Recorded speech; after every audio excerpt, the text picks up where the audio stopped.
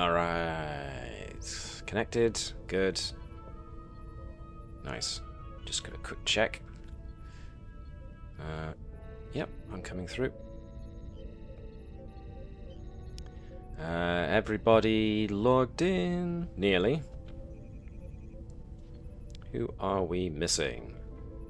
Nobody. Once again, I failed to count myself. There we are.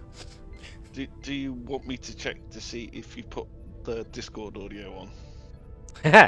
I can check that myself now, but if you guys could talk. Hello.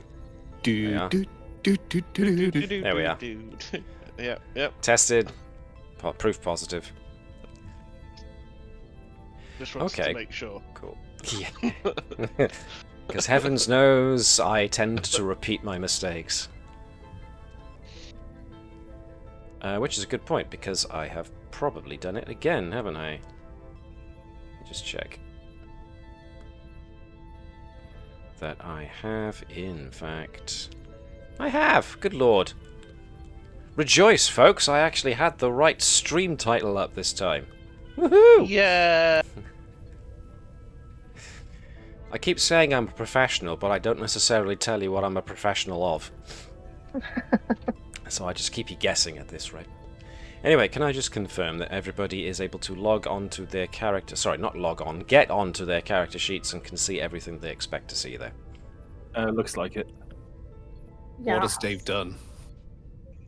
What do you mean? What have I done? What hasn't he done? Tavish has hacked into all your character sheets. Yes, Tavish has access to all your records. Just remember that. Alright, once again we're going to play the vastly outdated Combs intro video, and then we'll be back with you for less outdated gameplay. So excuse us a moment, folks. We'll be right back.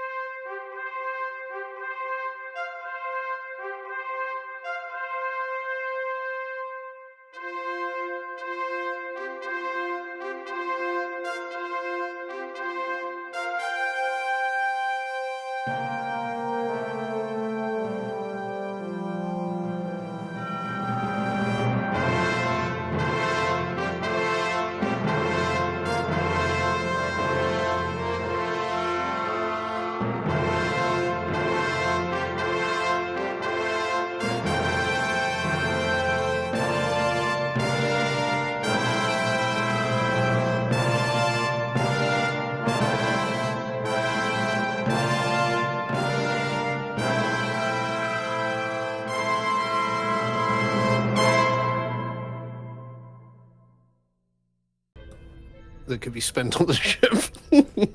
Well, maybe. Hello, folks, and welcome along to the continuing adventures of the USS Combs. I'm MJ the GM, and I will be your games master for the next couple of hours, and with me are the crew of the Combs themselves. But you don't want to see my silly face, you want to see them. So let's show you. Here we are. So, yeah. To answer the question, Mark, does he indeed have some extra read all about it? Yeah, it's got medium milestones, not major, so we can't bump things up crazily. Where did those notes go? I'm tired. There we are. What was that? Can I just point to all the players and have a look at their character sheets under character, please? What did you do? I see it. What did you do?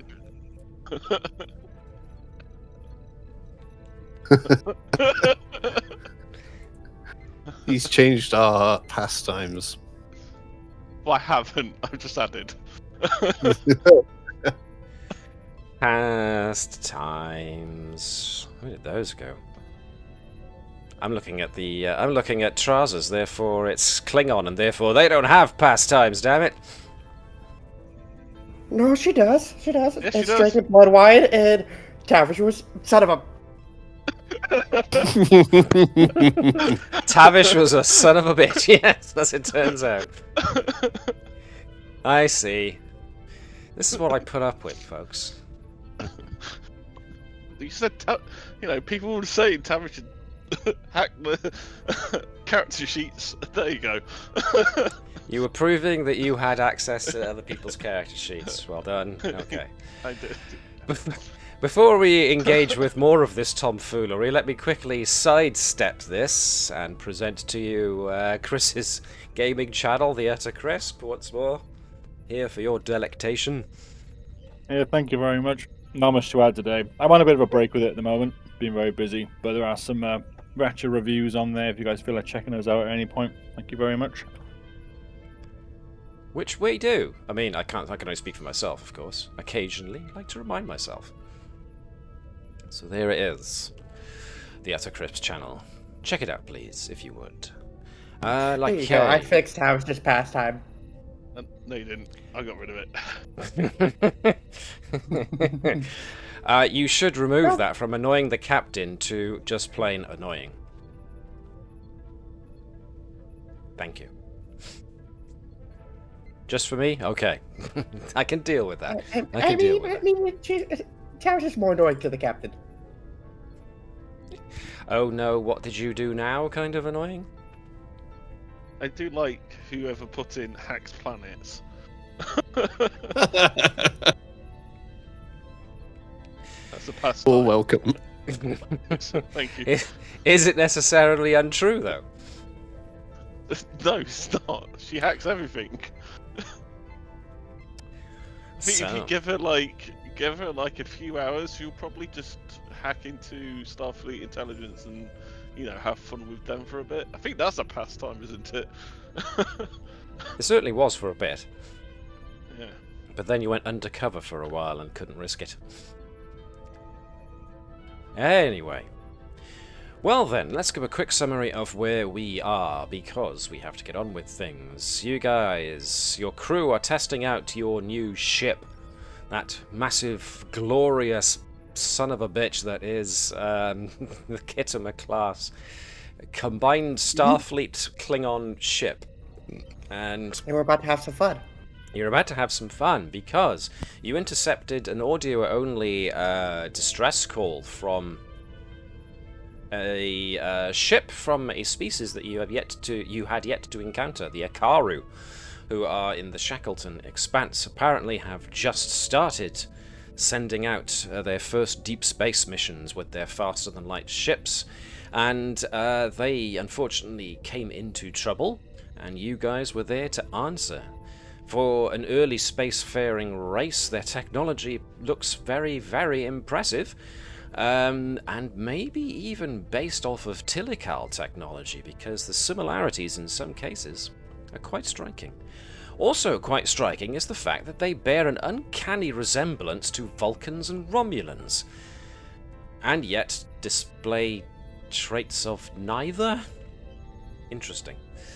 But after you had at least helped out with their wounded and stabilized their ship, it was suggested that you guys essentially tow them back to their home system, the Setu system, which is nearby. But before that could happen, a bunch of Nausicaan pirates turned up with intentions on, quote, salvaging the Akaru ship. But of course, that's not gonna happen, is it?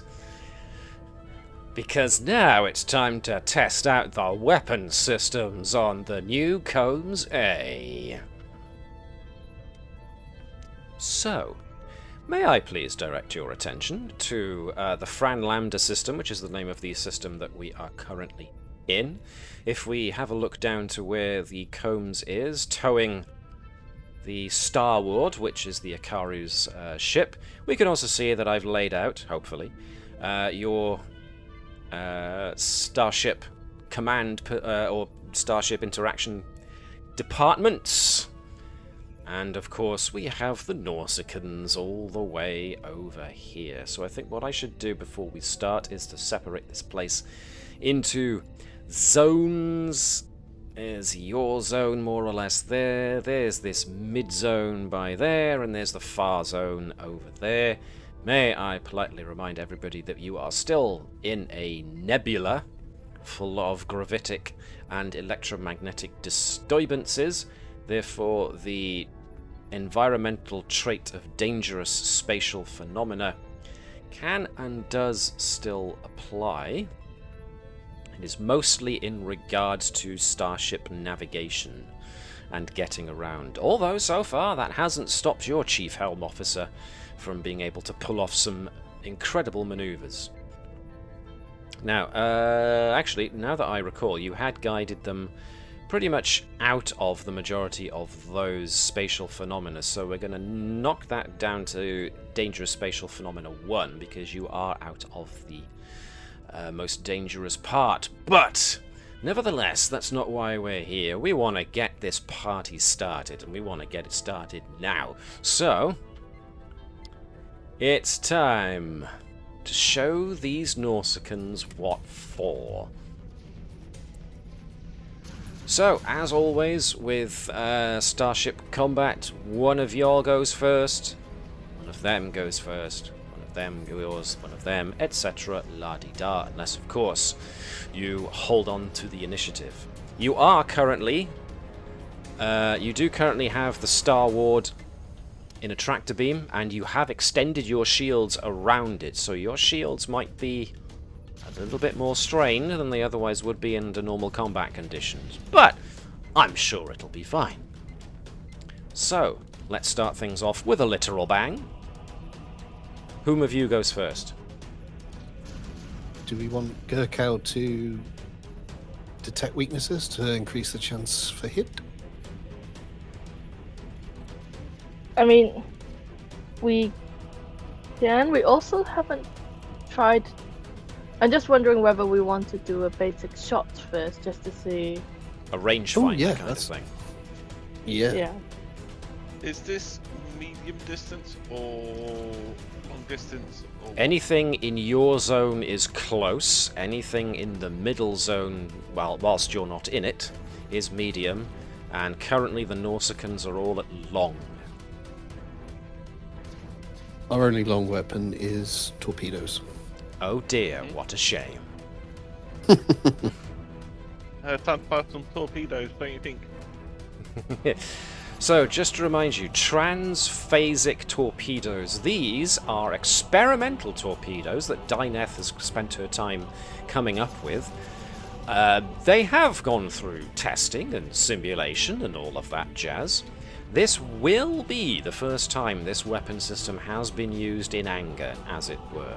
But they come with the calibration attribute, which means that a minor action needs to be spent by the tactical officer in order to essentially load them and calibrate them.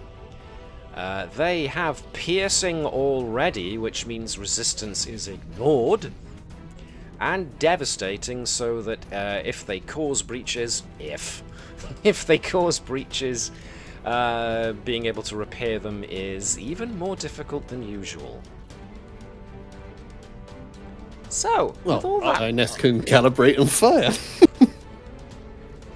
I mean, also don't forget, we can always move spots, and then I can use a fancy little thing of firing again. yeah, absolutely. You've got all your abilities, command and otherwise, available to you. And also we the don't captain's need- talents. We don't need to move. I was gonna say. Yeah, Because so, they're coming to salvage. So we'd want to be positioned evasively rather than spending risky if they time. Also, if they come into the middle and we don't move, then you know we've got our EM phaser arrays, which should be devastating as well. And if they do get close, we've got a graviton. So They encounter difficulties in the middle, whereas we're safer here. yes. So I don't want to go into the phenomena. We've just got out of it. Don't want to go back in. So once again, what's first, folks? Quick question. Yeah.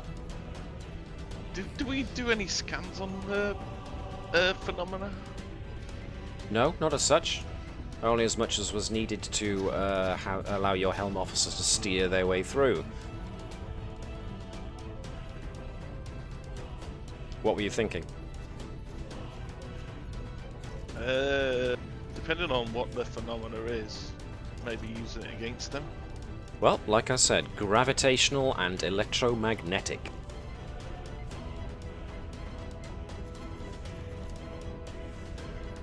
So if you can think of something to do with that, then absolutely, that's what creating traits are for, which every department, I hasten to note, every character is able to spend 2 momentum, try a task, and create a trait, whether it's to the advantage of yourselves or the detriment of your adversaries.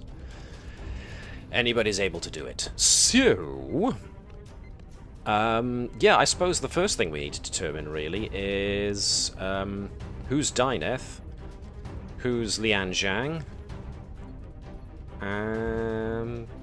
yeah, who's Dyneth and who's Lian Zhang, essentially. Who's the one who gets the privilege of firing weapons, and who's the one who gets to either steer evasive or line up attack pattern?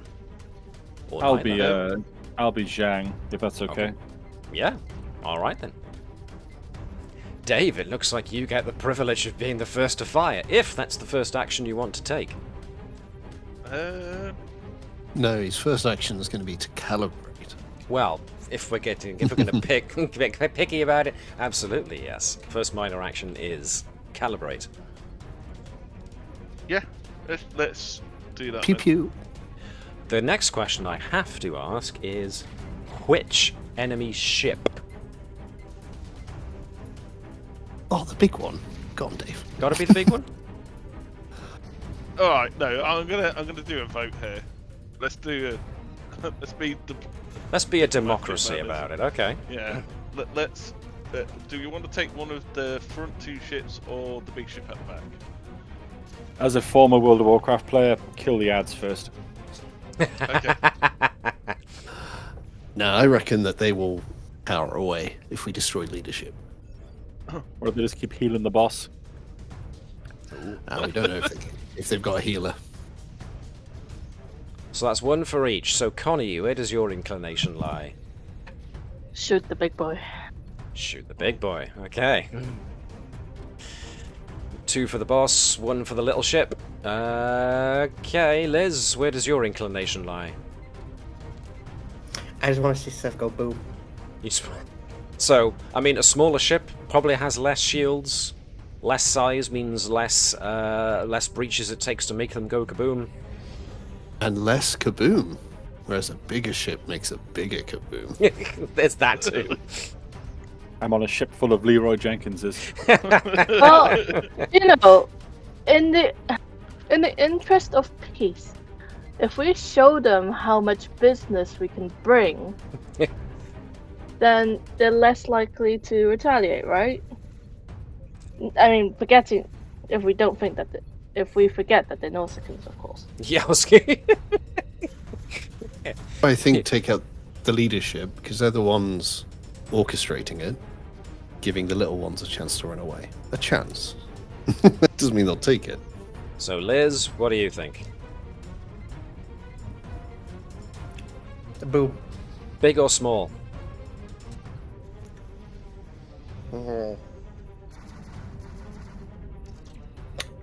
Could always roll for it. Could always roll for it. Oh my god. That's a 2. So, which was number 2 for you? It is big boom. Big boom. So that's 3 for big boom. So even if 1 more votes in case of it, it's not by a democratic vote. It's the big ship. Okay then. So this is a Nausicaan Colossi class vessel. Alrighty. Well then, the tactical officer has to spend a minor action to configure the weapon, then shoot the weapon. So, you know what to do, Dave. As you're rolling, just know that we've got a full momentum pool, so if you need a momentum or 2, boost it up a bit. Hold on. What do I want to do then? It's going to be a control and security aided by the ship's weapons and security. And you've got a focus in weapons of some description. I would hope so. She designed the frickin' weapon systems. You got to imagine Dyneth wants to see this as much as anybody. How much do we want to succeed? Yeah. Yeah. Use your focus. Take an extra momentum. That gives you 3 dice. And you know what? Can somebody do the momentum thing if you want me to have 3 dice? All right, there you go. I can also do this. Commanding officer gives you a determination that Dyneth can use, and then of course the captain has to roll for whether or not she gets it back. So you may as well do There that. you go. You got determination, focus, and an extra dice. So roll 3 dice with determination and focus. That's good. That should work. That's a lot of check boxes. Alright, so I have to put 3 dice. Isn't it? It's 3 dice, using focus, using determination.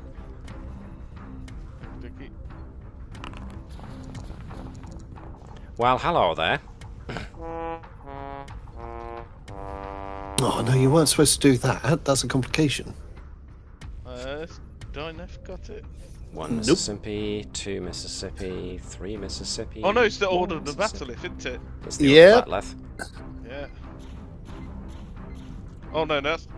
Oh no, that's trouser. No, you've got it as well. No, Dyneth has 1. I didn't roll Dyneth then. I rolled trouser. Yes, Oh, you did. yep. You rolled the captain. Sorry. Is it much different anyway? Because you could just keep the result. Well, we'll see, won't we? This is difficulty 3 to hit, I hasten to note, with a torpedo.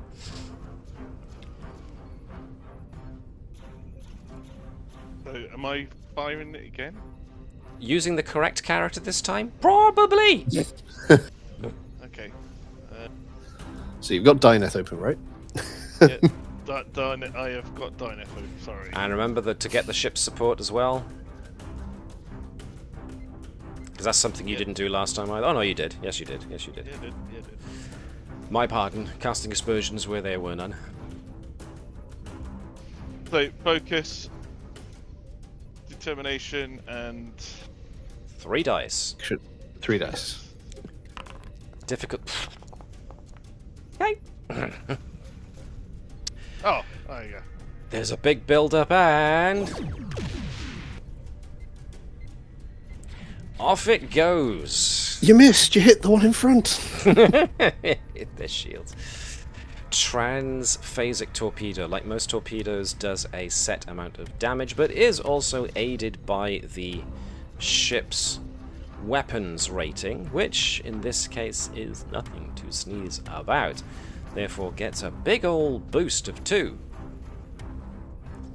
7 damage with piercing, therefore ignores their resistance, means 1, 2, 3, 4, 5, 6, 7. A full 50% of their shields gone in one shot, which means they are shaken. Which means they essentially lose an action. You know, if that was me, I'd be running away right now. Well, if then they're not moving, I believe the captain can get a free or cheap seized initiative, can't she? For Yes, you to fire indeed, but again. before we do, I would like the captain to roll to see if she keeps that determination she just spent.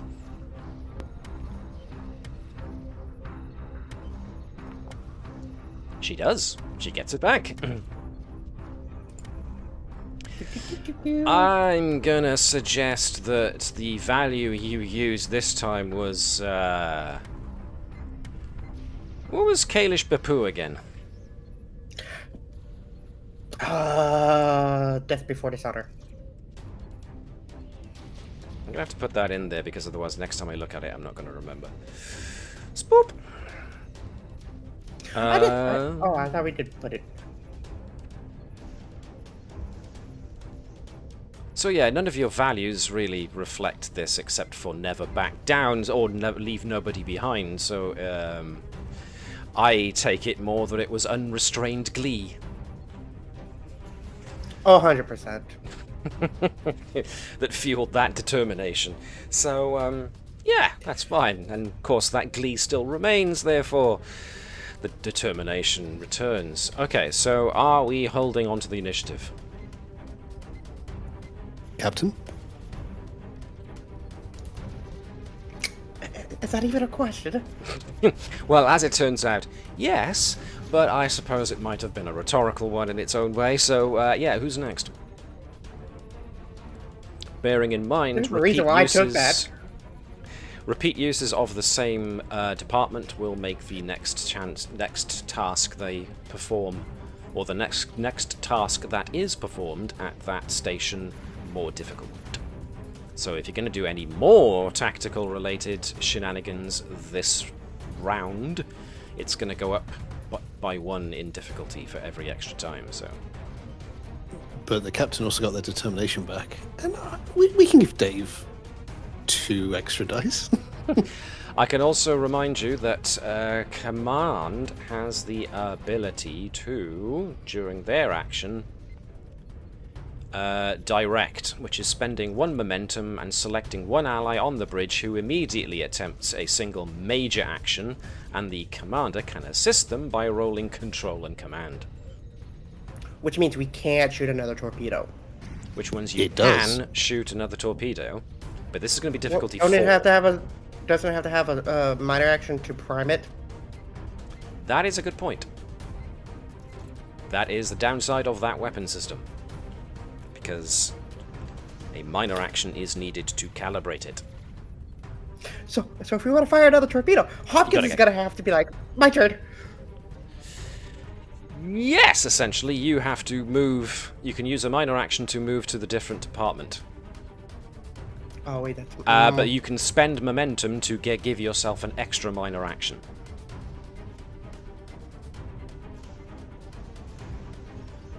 Oh, I just gotta... Oh, so...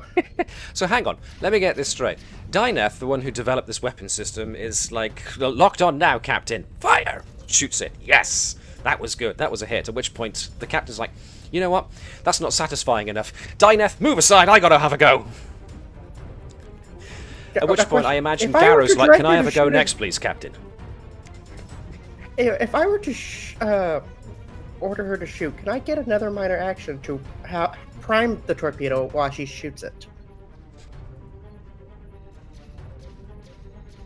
Yeah, go on. As long as somebody spends the momentum to give somebody the extra minor action. Yeah. So then fire again! But if you're using the direct action, that's an extra momentum on top of that. It's a full pool, might as well spend it. Alright then. So the next character to go is the Captain, who uses the major action of direct, which means spend a momentum to get somebody to take a major action. Dyneth, or the Captain, spends a momentum to give the minor action necessary to calibrate the transphasic torpedo, if that's what you're going to use. Dyneth, fire again. Difficulty 4. Okay, and then for me to help, it's command and... Ooh, what was it? Presence and command. Presence and command. Sweet. And I do have the inspiring trait. You do.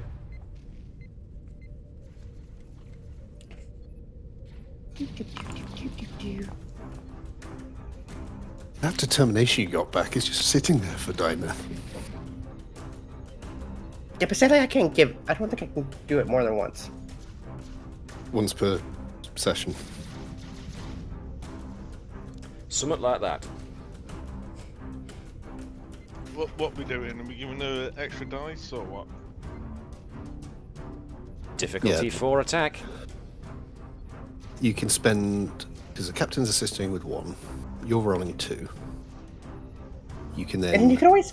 buy 3 for 3. Dyneth just has her own determination. Sorry, Liz, you go first. Say that again. Dinah does have her own determination, and she does have a value, but it can be glorious. Yes, yes, indeed. I hasten to note, I got a correct mark on his assumption there.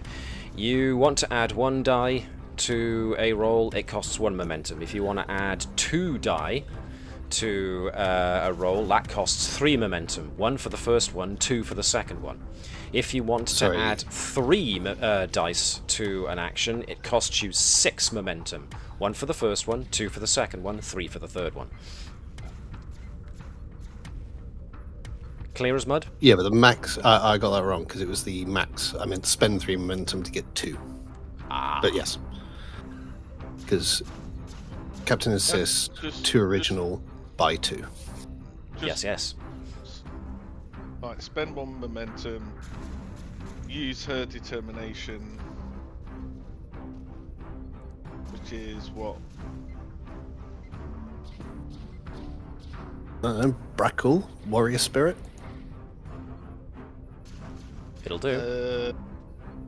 But I believe it was, battle isn't everything, but it can be glorious. It's both. Battle isn't everything, but it can be glorious. But it can be glorious is what we're going to use. So I'll take her determination off. Excellent. And I will roll 3. Unless, of course, the you want to roll assisting. a 4th. No, I'm good. Yeah. What was the question, sorry? With the ship assisting, yes. Oh, yes. Yeah. And has the captain rolled as well? Yes, the captain has rolled as well, so that's actually 6. Which means that you gain 2. So that was another successful torpedo. Jeebus cripes. Transphasic torpedo. 7, which means their shields are down. Ooh, that's a good point. What happens when their shields are down and you suffer a breach, don't you?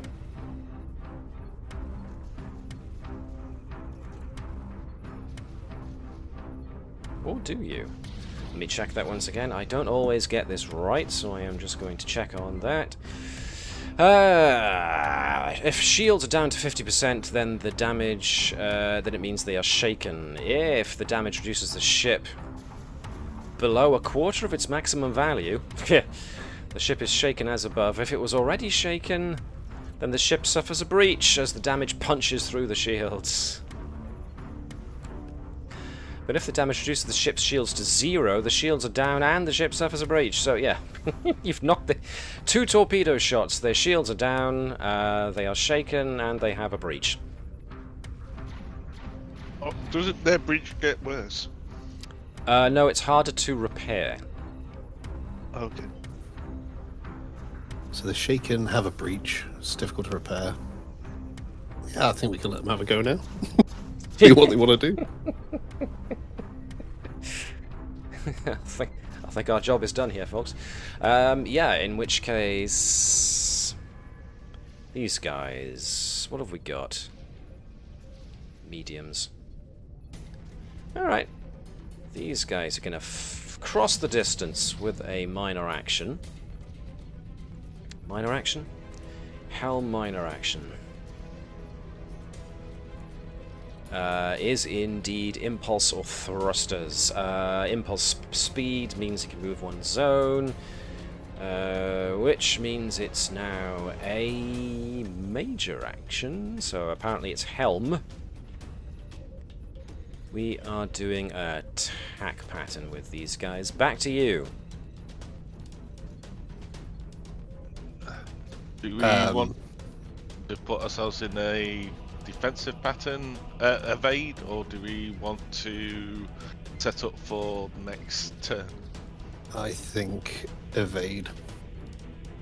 Which doesn't have to happen now, because they only when they fire upon you. So you can decide that, but you can still have somebody else on your crew act, as that essentially means that your helm officer is only going to act when the enemy fires on your ship. So Gurkha, Okay. find a weakness.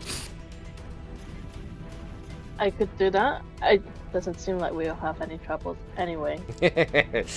Either way, sensors, if you use your minor action to calibrate the sensors, you may reroll one of those d20s for trying to sense a weakness. And then if you want to scan for weakness, it's control and science, aided by the ship's sensors and security. It is a difficulty 2 action.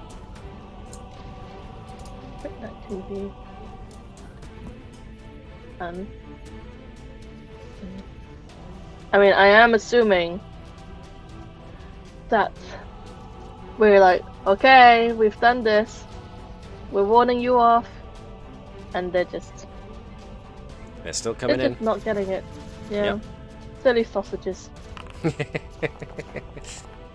Alright, so that was 2 successes, so an on-the-money get of what you want, which means that you can either increase the next damaging attack by your ship by 2, or give the next attack the piercing quality. Which I means don't think we need piercing. Pretty sure the medium range is piercing, yeah. So which Wait, All of our weapons have piercing. Yeah, increase the damage. are we gonna do a spread shot? Yes. Yes. As you can tell, folks, this is what they've been waiting for. I would be a fool not to give it to them. Yes, indeed, the next logical weapon system to use is the medium range EM/ionic array, which has the area ability on it, which means that for each momentum spent, an additional target can be hit. It has got the spread fire, which means that the devastating attack momentum spend is down to 1 rather than 2. It has piercing, and it has dampening, which means that if it has reserve power, it loses reserve power. So, do with it as you will. So that was your scan. You were giving it extra power. Okay, give it extra bang. By an extra 2, if I recall. So, let's just put that there for a minute. That was you guys. Now it's them guys. They are doing attack pattern. They are going to do, because they are operating as a fleet, a combined action. Is it more difficult for them because they're in the phenomena? Navigating would have been a more difficult one, yes, but they used their minor action to use impulse power, so they've just traversed the distance, really. Now they've lined themselves up to attack. If they were trying to do that's a good point, actually. They have lined themselves up to attack patterns, so that's going to make it more difficult, yes. Because they're... How's this going to work? You've taken evasive, what else is going to take evasive? We'll see how we go. Which means their helmsman lines them up with... And now they are not shaken, the other one is, so he's leaving them do their thing. I'm going to make 1 roll for this. Weapons... and security. It's an NPC ship, and they have a... They're Nausicaan pirates, so they have only basic crew competency. So no competency at all. There's 2 more of them, so they get to add 2 more dice to the pool. Complication range will be the same, but they're also getting their helm officers to assist. So I'm just going to add 1 more on top of that as a result. Swoosh!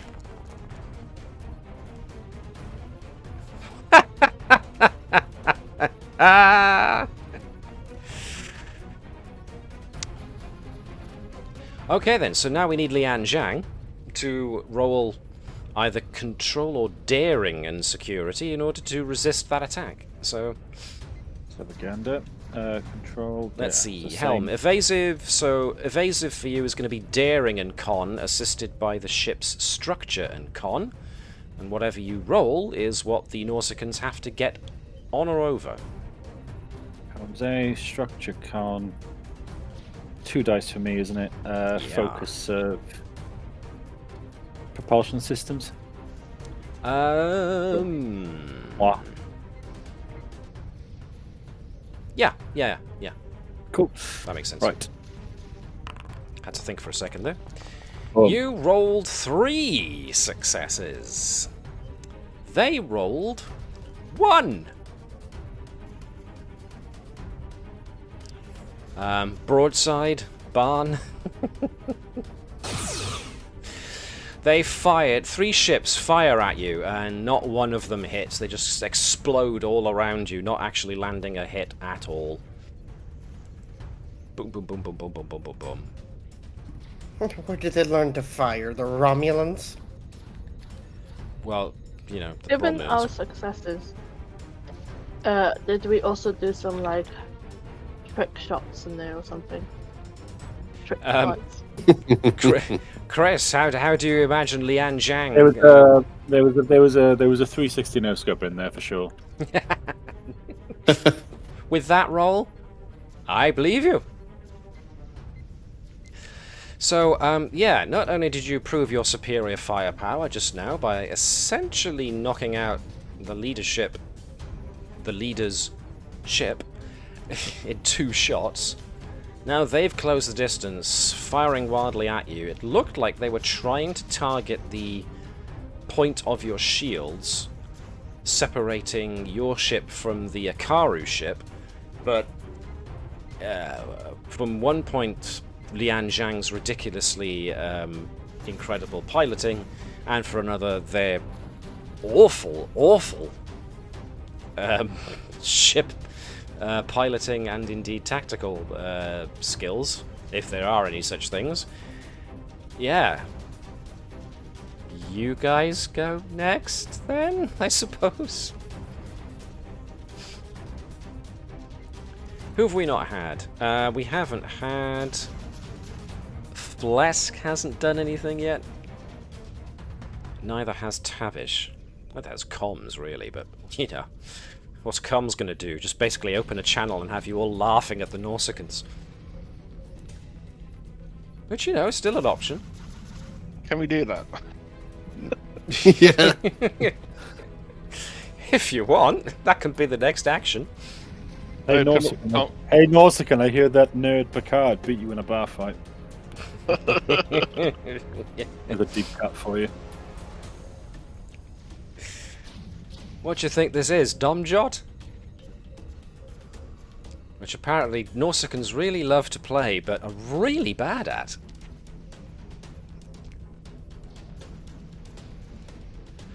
Okay, so what is your next action? Was it literally opening comm channels and laughing down the comms at them? It is now. Okay. Nausicaans are going to... Let's see, what can they do? They are shaken. So their commander... the commander's basically going to drop his turn. He can't do anything. They took a thing. Their ops officer is going to try and regen shields. Control and engineering. Okay. This is going to be a laugh and a half. NPC ship.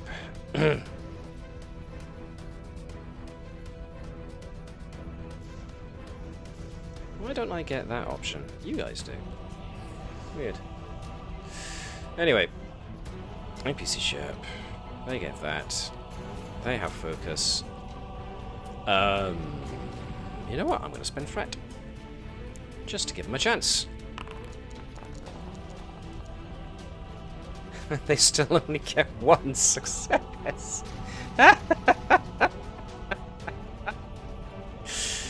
Difficulty 2. They fail to regenerate their shields. Okay, you guys are next.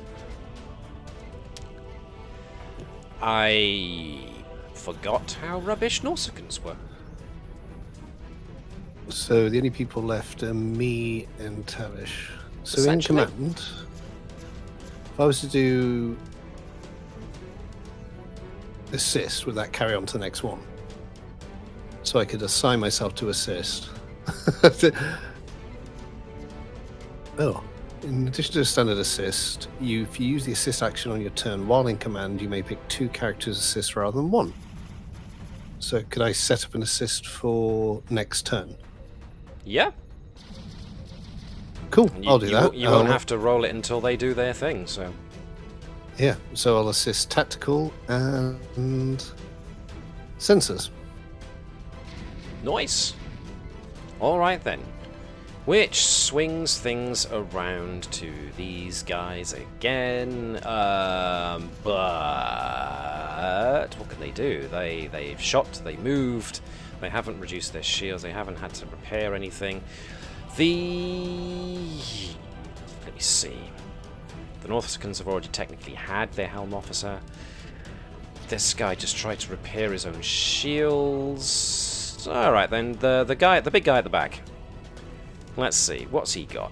What's he got?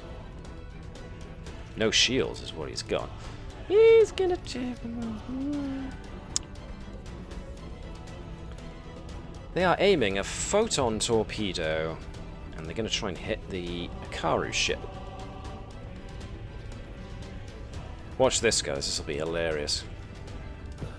And this is covered by our shields, so not Covered by your shields, so... Okay. Okay, so we can absorb a bit. I'm gonna give them an extra dice, not that that's helped them.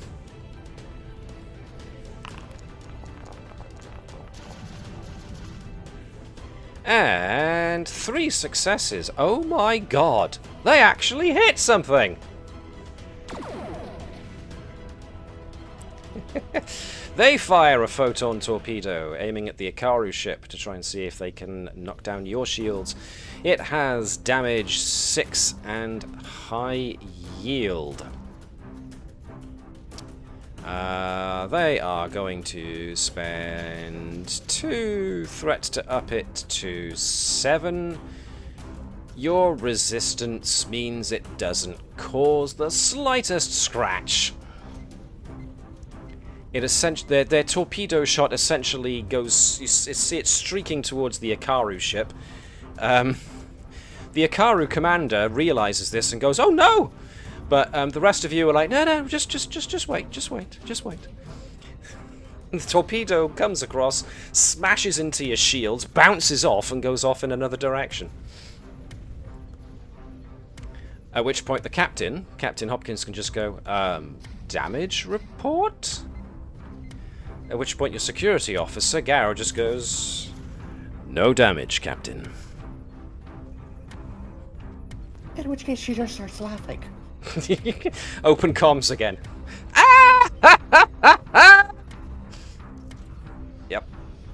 Yep. Your turn? This is essentially a brand new round now. Tavish had her go. Tavish hasn't had a hand? Okay, what does Tavish want to do? I was going to put shields back up, but Yeah, it nothing. Nothing happened. You know what? Let's with their shields down, can I hack into their? It's a bit of a distance away, and there is electromagnetic interference. I will make this a difficulty 4 action if you want to try it.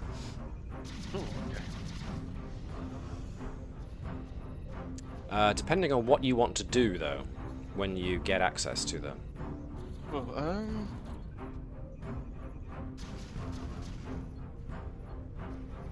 turn off weapon systems. All right then. I was going to say turn off life support, but I feel like that's really harsh. Yeah, a bit much. That feels a bit war crimey. Yeah. Not. Let me point this out. Not that stopped you guys before. But that was a different crew, where you usually justify such actions by just saying Klingon at me. But nevertheless...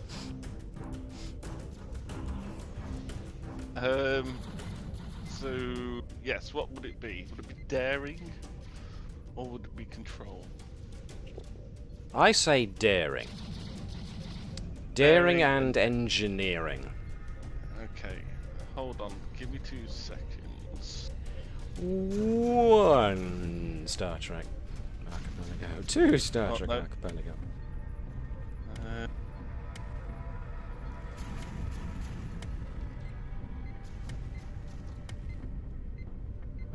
What's up? What are you looking for? Trying to see if any of the talents will add. Yeah. Because there's no worries of the shields going down at all. Chip. I'm going to put myself into plug myself into main computer with Nilil, which Yep. will give me the neural interface. Which means you can reroll any one d20 on a task using a computer. Yes. Very good.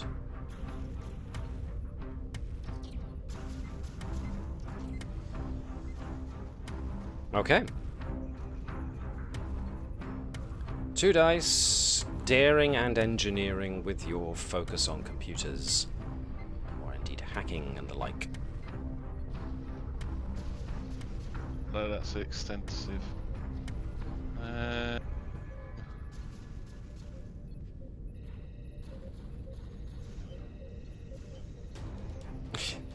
Sometimes I forget how much you've got. You do have the Cochrane Medal of Excellence. That's once per mission, however. You can select 2 benefits of determination instead of just 1. Advisor means you whenever you assist with command. Miracle Worker is to do with extended tasks. Resolute is about increasing your maximum stress. So, yeah.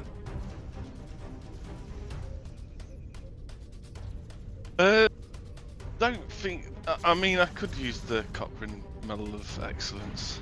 If you really wanted to, but you know, it's just Nausicaans. Do you really want to go that distance with the Nausicaans? Unless you want to cause some real havoc, of course. I'll let everybody else choose if they want me to cause havoc or not. A little bit of havoc as a treat. Okay. Oh, that's not so nice to damage today. You could disable the systems, such as weapons, or you could disable their engines to stop them getting away. You can start collecting ships to take back to the station. Sure, but let me remind you that you're not necessarily... Your prerogative here is... Nope, I'll have to use that word because the other word I was going to use has just jumped out of my brain. Your prerogative here is the safety of the Akaru because they're the ones you've rescued. You're not necessarily going back to the station, you're taking these guys home. So... In which case, we're giving them a gift of more advanced shields and navigation technology in this ship. Okay, so I am going to use the Cochrane Medal. Okay. Well, goddamn. Which means that, yes, you spend a determination on this as well. So which value are you using? I feel like this is mad engineer one. And does this bear any resemblance to actions that you have done for the very same reasoning before? King? Nah, not Tavish. Yes, it sounds very much like it. I've done this before, but I don't know if I used the determination to do it. Oh, no.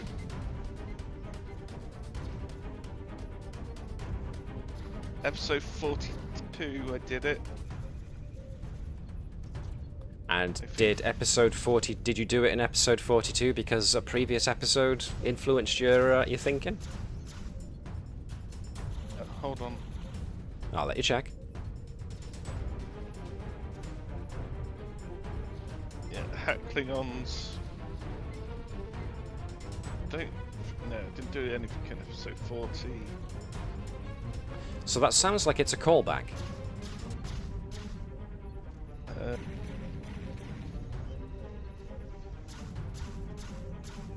Yes, I've hacked multiple systems. This is be my third time I've hacked multiple computers. This is your third time, so not only is this a callback, it's an arc.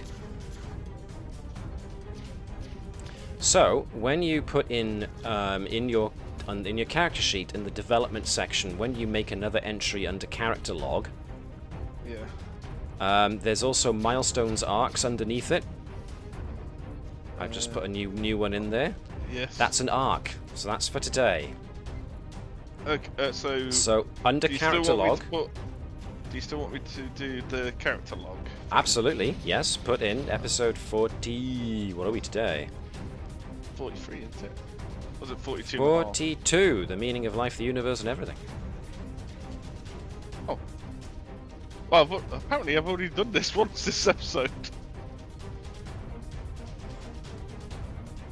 Or I've got the wrong... Possibly the wrong number. Wrong number, so... Hacking a massive Klingon ship to make the matter-antimatter mixture go to a dangerous level. That sounds to me... Like the last one. The convoy one. Yeah, episode... So it'd be episode 4... That would have been episode 41. So this is 42.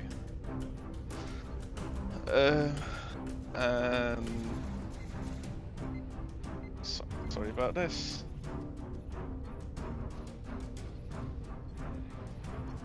Man engineer positive. Hacking more ships.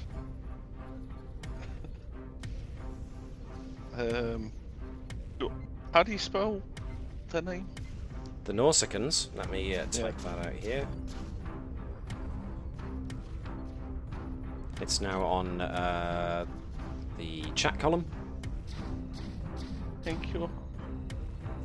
So if you think about it like this, the first time Tavish did it, way back, was, hang on, I got an idea, let me do this. At which point, she'd established in her head that she could do it. So then when it came to the previous episode, Convoy SE-119, it was a case of, I remember, I've done this before and caused havoc, let me do it this time to overload their engine intermixture, because I know I can do it. And now it's a case of, oh yeah, remember that time, those 2 times before? I could totally do that again now, just for fun. So this is almost like it's come back around. Alright, hacking ship, Nausicaans, what am I putting down? Weapon systems. Yes. So you have achieved an arc of sorts, using your value of Mad Engineer. Extending your madness out to inflict it on other people. They deserve it. To mess with them. Because you can. Right, I've saved that. In milestone, what do you want me to put there? Hacking systems? Yeah, sure. Or hacking ships? There's also associated logs, so you got to choose those. So, you know, we can do all this later. Just make your roll. Tidy that up later. Make your roll first. Okay. Alright. Alright. Alright. Daring in engineering. Yeah. With a focus in hacking. I think that's one of my focuses. It is, yes. Excellent. I'm using the determination. Do you want to spend a momentum, add an extra dice? Or with I the can next do. person who's going to use... actually, no, considering you're going determination as well on this. Go nuts! So, yeah, there you go. There you go. Is the ship assisting me? No, it's all you. Oh, fantastic. And if I Difficulty get- 4, remember. But, you know, considering how many determination you're going to get. You're going to... Oh, yeah. You get 'cause I double the it amount, double- so...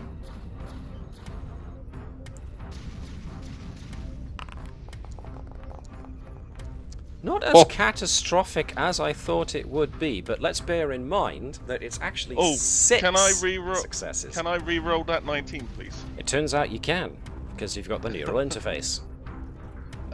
So do I press re-roll? Press re-roll, it'll ask you which dice. 19.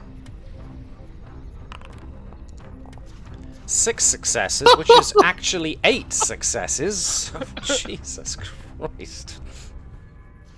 Excuse my blasphemy, but what the hell? Right, okay. So, on the Nausicaan ship, I would just like to cut the camera over to the Nausicaan ship with the Nausicaan pirate captain essentially going, "Prepare weapon systems to fire again!" At which point, the tactical officer on the Nausicaan ship is holding his hands away from the console as control has been completely taken away from him. Most of the display screens on the Nausicaan bridge are now filled with static, until eventually a pixelated pirate skull, so a skull with a pirate hat, comes on with its bottom jaw moving up and down and playing a sound file of "Arr, arr, arr, arr, arr." And yes, they've completely lost the ability to utilize their tactical systems. Well done, Nilo. Which is a good point. Love your work. I believe the phrase is booyah. It is booyah. So that was Tavish's go. So now that's the last one of you lot, isn't it? Everyone's had their go. Yes. Back around we come. Because they can't do anything, and they lost their turn because they're shaken. So yeah, it's back around to you guys. Starting again. From scratch. You've still got Flesk, who's ready to aid the next tactical or sensors. And you have got Gurkau's previous scan for weaknesses, which gives a +2 damage to the next weapon hit against a specific target. Matt, can I ask Yes. a quick question before we decide what order we're going in? Yeah. If Gurkau again goes for scanning for weakness, can we add another Boost it 2? again? Yes. No. Because it's the same ship, it's one ship, you've already identified its weakness, that's the boost you get. What you could do instead, if Gurkau wanted to, was try and create a trait by spending 2 momentum and making a roll of some sort to do with trying to create either an advantage for yourselves or a penalty for them. Nah, fire.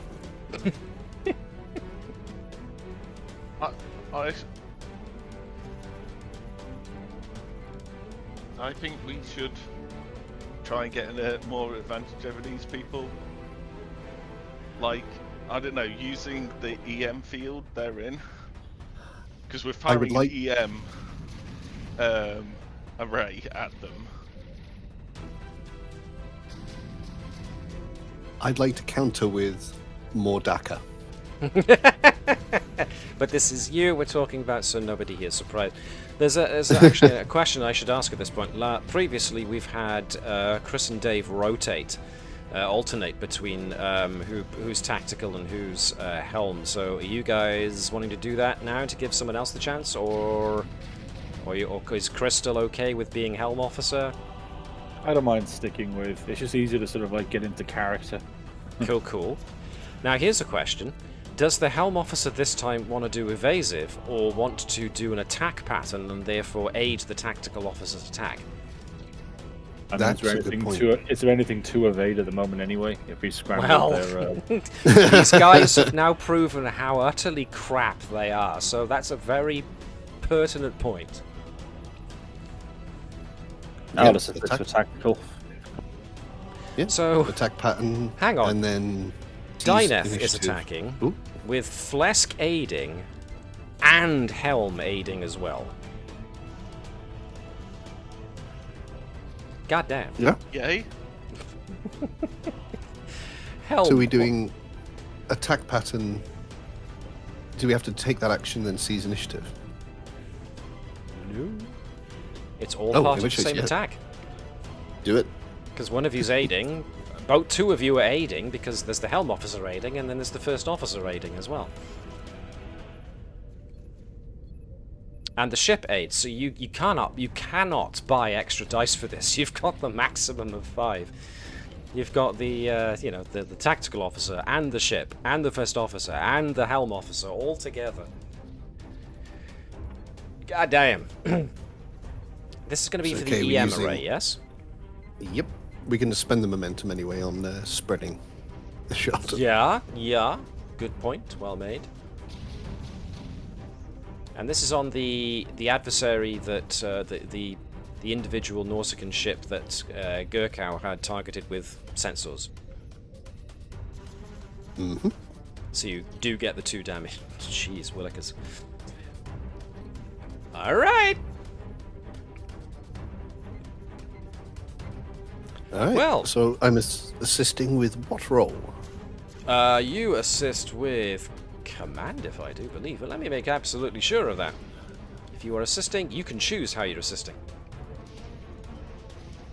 So I can assist with the science? If you can justify it for me. Yes, because we're using an EM weapon. It's a very sciencey weapon. So pretty much what Wesley Dave is going said. to give.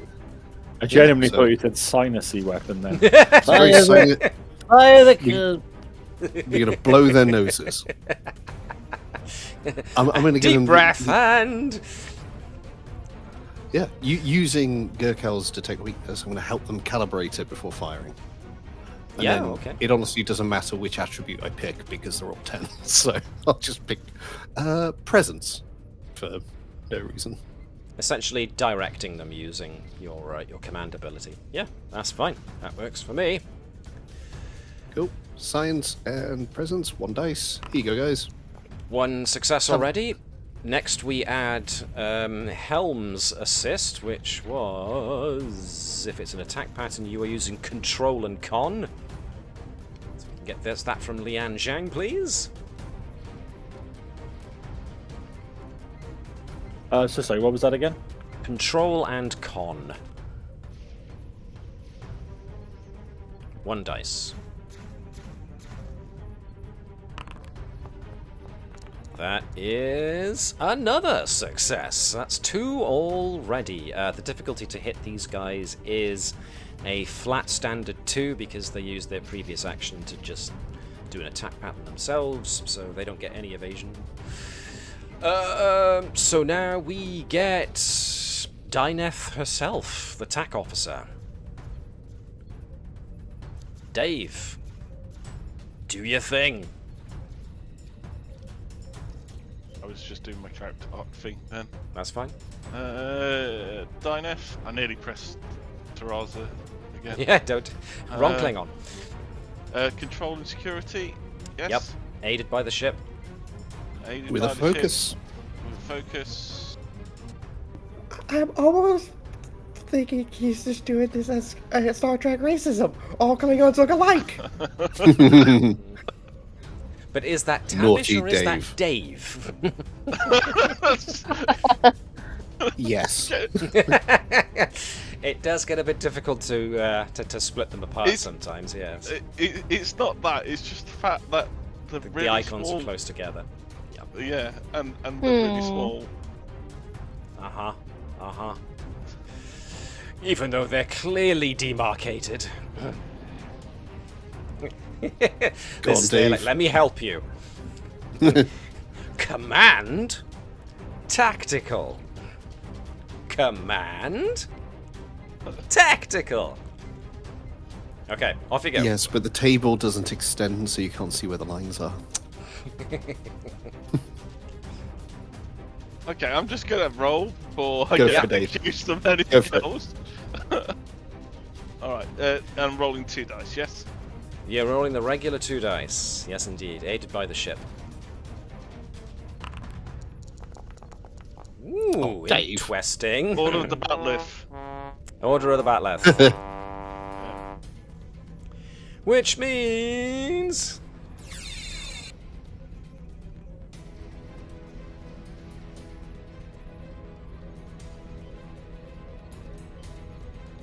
what do we get? We get a weapon that is damage 9 with piercing, which ignores the whatever, so that ignores that, which means we go through 9. 1, 2, 3, 4, 5, 6, 7, 8. Jeez, Willikers, what the hell? Really? Really? Is it 9 damage or is it 11 damage? Because we got 2 extra damage. That's a good point. 2 extra damage. Shaken and 25% of the shields gone in one go. And you have area. So if you want to spend momentum, you can hit more than one of them with the same attack. Yes. We'll spend so 2 you momentum. Need to spend 2 more momentum in order to hit the other 2. Oh, I'm on that. Pew. I'm all over that shit. Which means I gotta do the same for the other guys. Bop!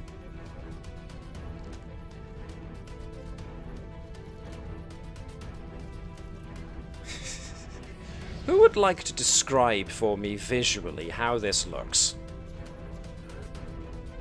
Flesk is just gonna chat to the commander of the other vessel. Who are we saving? Commander Parry. Starboard. Commander Parry. Aren't you glad we're on your side? She's standing next to Garrow on the security station, so she's just watching what's going on. At this point, it's like, wow, yes, that's very impressive. And you can tell by the tone of voice, it's one mixture impressed, one mixture frightened.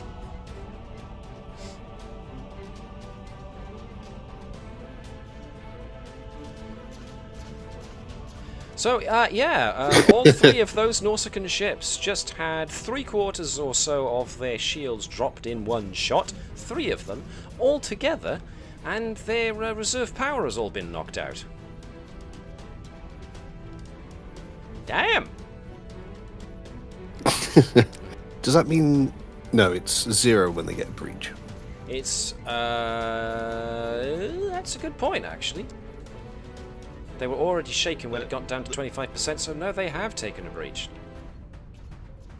They have each taken a breach. Oh, goddamn. Yeah, your tactical officer, so Dyneth, reads that there's a power output change on the 4 Nausicaan vessels. They are engaging their warp drives.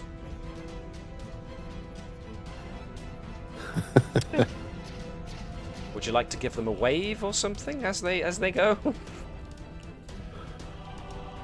Can Because we? I think you've. What's the proved your range on the transporter? Ooh, that's a good question. Because this one's got no shields. What did it used to be? Ooh, heck, that's a good question. How different?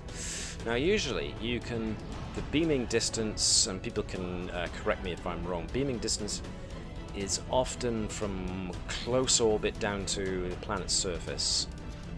How does that equate in this? I imagine you have to be in the same spatial zone, essentially, to be able to transport anybody, so... I got I'm an gonna idea then. say they're a bit out of range, but yes, what's the idea? Seize the initiative. Shoot the big ship's engines so they can't go anywhere. I want to interrogate them, see who put them up to this, and what other threats are in the area. What does everybody else think? I mean, is there anyone behind them if they're just pirates? Your sensors, since Gurkha was the one who's on sensors, will tell you that there are only 4 vessels, 4 Nausicaan vessels, 3 smaller, 1 bigger. No, it's in case they've been put up to this by a richer faction. And even if not, we can determine what else is in this area for the benefit of our new friends. Basically, I want to take out their engines. I don't want them to get away. Not the little ones. The little ones can run away. The big one's going to have a commander on it with info. So we So that's take the essentially time. operations can now jump in if you want to spend some momentum on seizing the initiative, and operations can essentially transport people off of the big Nausicaan ship. If we can do that. Decisive leadership is being played. Once per round, you may keep the initiative for free, so that's, yeah. Don't have to pay anything for that. So Tavish lock on to the commanders of that vessel. The command bridge only appears to have like 3 Nausicaans on it. Oh, get them all then. Let's get all 3 of them. I've changed the Tavish's pastimes, by the way. Have a read. Oh, oh God. Aha! Oh dear. I'm not going to spoil things. Alright, I am not going to spoil things, but all I'm saying is you're really tempting fate here, dude. Just know this. Just know that I am here taking all of this on board and storing it away. Just sit with that knowledge for a time, is all I'm saying. Right, Tavish can, if she wishes to, use the operations department to beam the opposition's command crew away. Yes, that's what we're going to do. Control and engineering. What was their question, Mark? We're arresting them, so we're going to try and get info out of them, but they're being arrested. Either way. Piracy! What are we, space cops? Well, that's how you kind of designed the ship. We're space defenders. Okay. We're not necessarily space defenders or space cops. We're just Space. bounty hunters. Bounty hunters, are you sure? It's not That's very not very Starfleet. Yeah, it's not very Federation-y. We're space cop. I haven't got focus in this, have I? Transporters or anything like that. If you haven't got a focus in transporters, then you haven't got a focus in transporters. I think I want to borrow a quote from a YouTube video where the vegan space socialists are always right. Oh, 2 successes, that's fine. That does it. You've got them. that new pastime is really coming handy.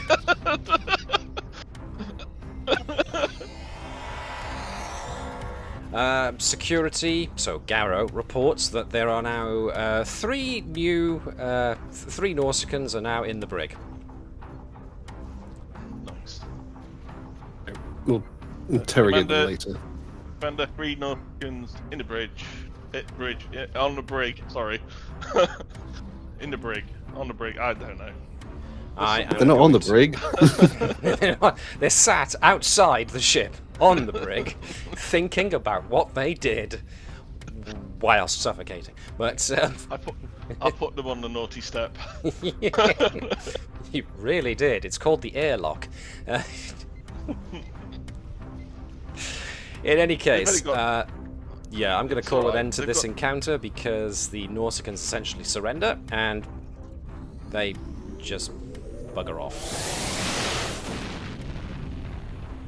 They really do. They go to warp. They don't come back.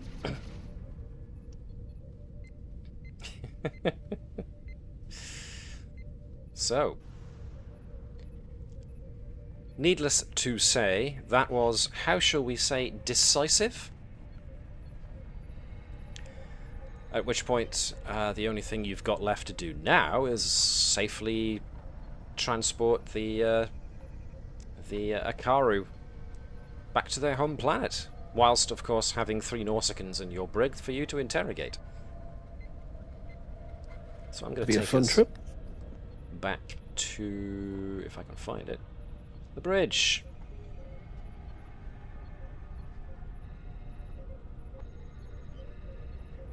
So with all that done, yes, Commander Mouty, the commander of the Akaru ship, she relaxes her hands as she realizes she was digging them into the security console a bit. At which point she comes back to say, "Wow, that was extraordinarily impressive, Captain. Your weapon systems are quite powerful, but somewhat unique in their aspect. Your ship weapon systems seem to be more along the lines of disabling an opponent rather than destroying them, something which I am very much in favour of. Although I'm not entirely certain that you've quite worked out the kinks with those transphasic torpedoes. Perhaps my scientists and I could offer some assistance." Sounds good. How does Dyneth? Dyneth take this? I mean, I'd do you assume think? she'd like to see it become more effective. I Yeah. think she's a reasonable Klingon. She has a pride, but also she's a, Well, collaborative. does she still have her pride? Because she was decommissioned or discommendated, whatever the correct term is, for a while, so she had to get by without the concept of Klingon honor for a time, so one wonders how that's affected her sense of pride. Oh, Flesk would have told her that the weapons were very impressive, so hopefully a little bit of pride is there. Yeah, okay. And if That she was doesn't very well want, done.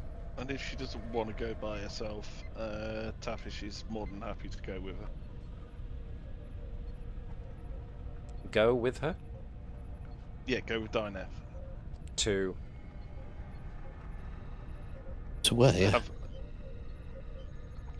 Because, sorry, I'm getting the Trans- wrong end of the stick here, I think, because I was suggesting that Dyneth is still on the bridge and has just been told that her prototype torpedo system Oh, okay. is pretty good, but maybe there's room for improvement.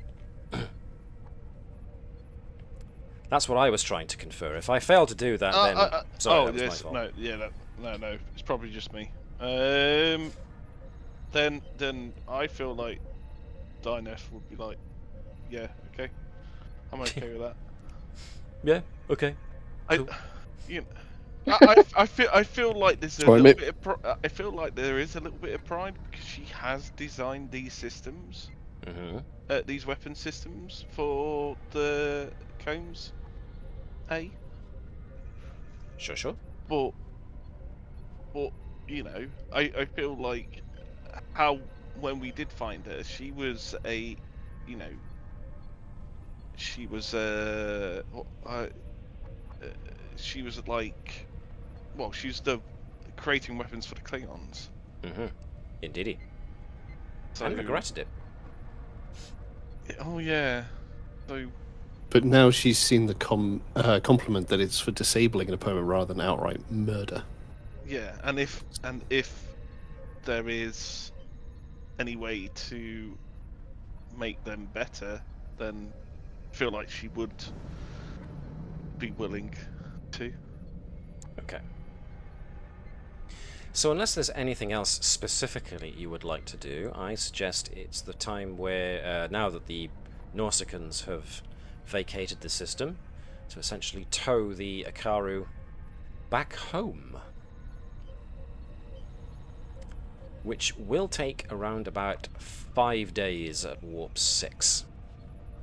So that gives you ample time to interrogate the Nausicaans and also have some talks with the Akaru.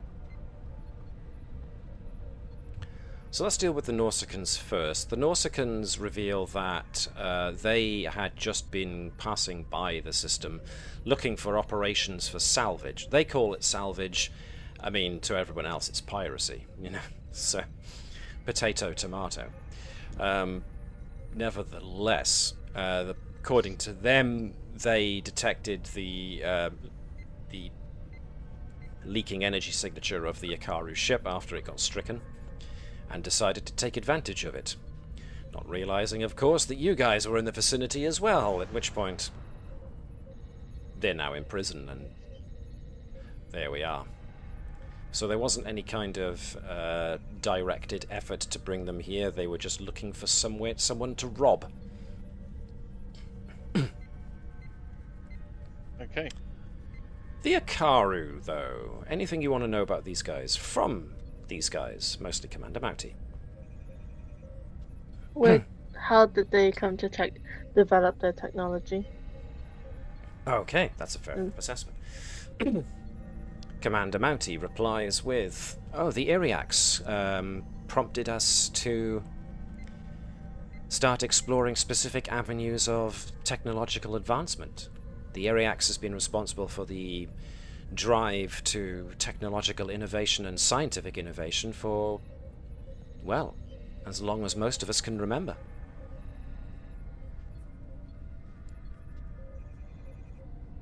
Could it be...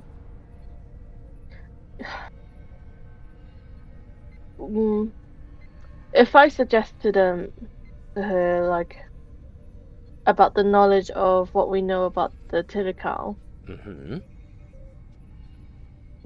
what sort of conclusions or similarities would you be able to see such similarities or you would conclusions? Probably have to show her between- what you've, what your data, Yeah. your data histories show. Like, we went here and we found this, and we went here and we found this, and when we boarded your ship, we saw very similar designs. What do you think? That's what I'm getting out of this question, yes? Yeah. Any obelisks on your world? Obelisks, she replies. Not that I'm aware of, but, yes, you're right, there are similarities. That is interesting. I couldn't answer you with any definitive yes or no on that. As far as I'm aware, the Iriax has been responsible for driving our technological innovations, or at the very least suggesting the directions we should be going in. If our technology was based on previous civilizations, it's news to me. Can I ask how long they've been driving your technology, For the last several hundred years. Okay.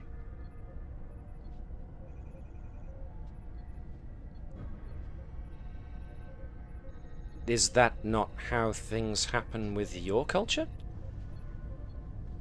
Pardon me, cultures. I notice there are so many different people here. It's a bit of a mind bender for myself to get used to the idea that there is more than one species on board a ship cooperating. This is, after all, our first time. So, yes, sorry. Your cultures. Do your cultures not have similar things? An individual leader driving all the innovation? No.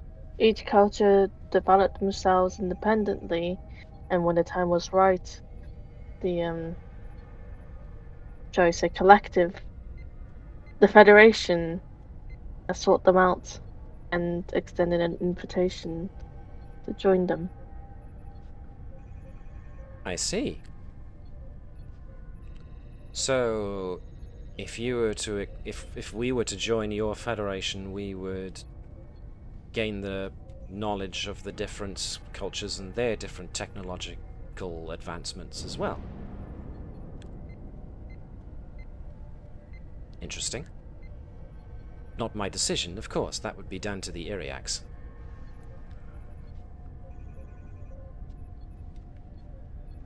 How do the Iriax communicate with you people?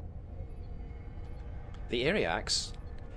The Iriax communicates with the Akarubak, and the Akarubak pass down these decrees to the rest of us. And who are the Akarubak? The Akarubak, I suppose you could classify them as the ruling class. They are the ones who are appointed by the Iriax to be the Akarubak. They always number 300. How does this appointment happen? The Iriax appoints them. Is there a ceremony, or does There's a the Akaru ceremony, back sure, just say? yes. They call it Okay. 8 o'clock. They call it first thing 8 in the morning and hope for the best.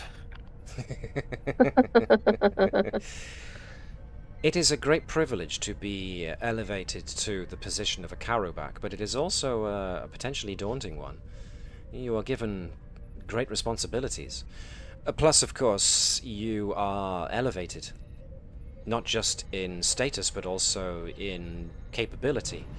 The Akarubak are granted the power to read people's intentions by the Iriaks.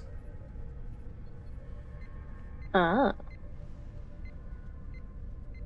The Iriaks, they would basically be your engineers, your scientists, yes? No, the Iriaks is our leader, for lack of a better term. Is it just one? Yes.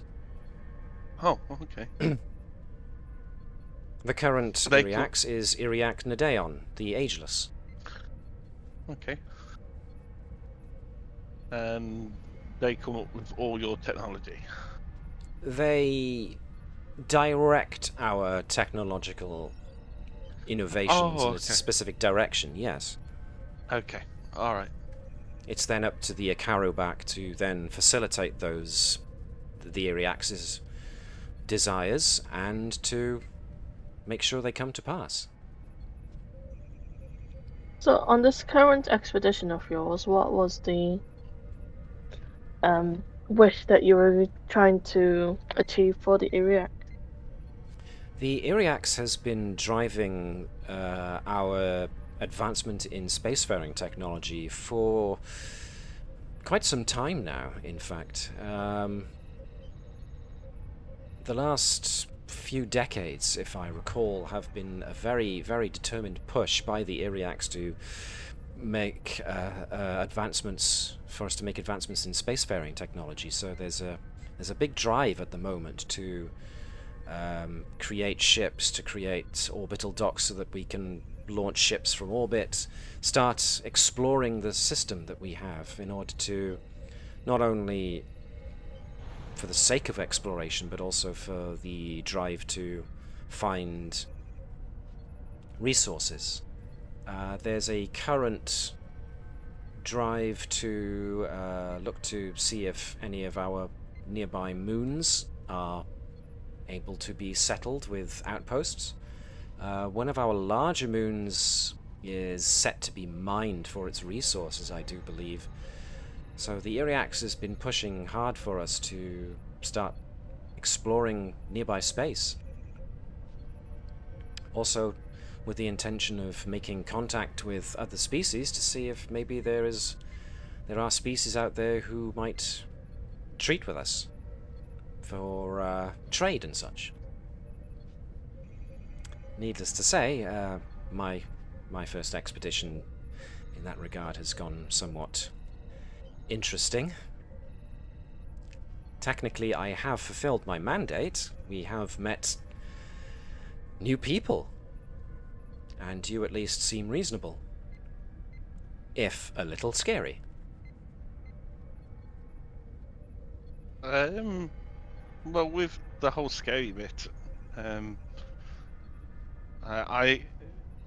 as a Federation, well, this isn't just a Federation ship. This is a Federation, a Federation Klingon ship.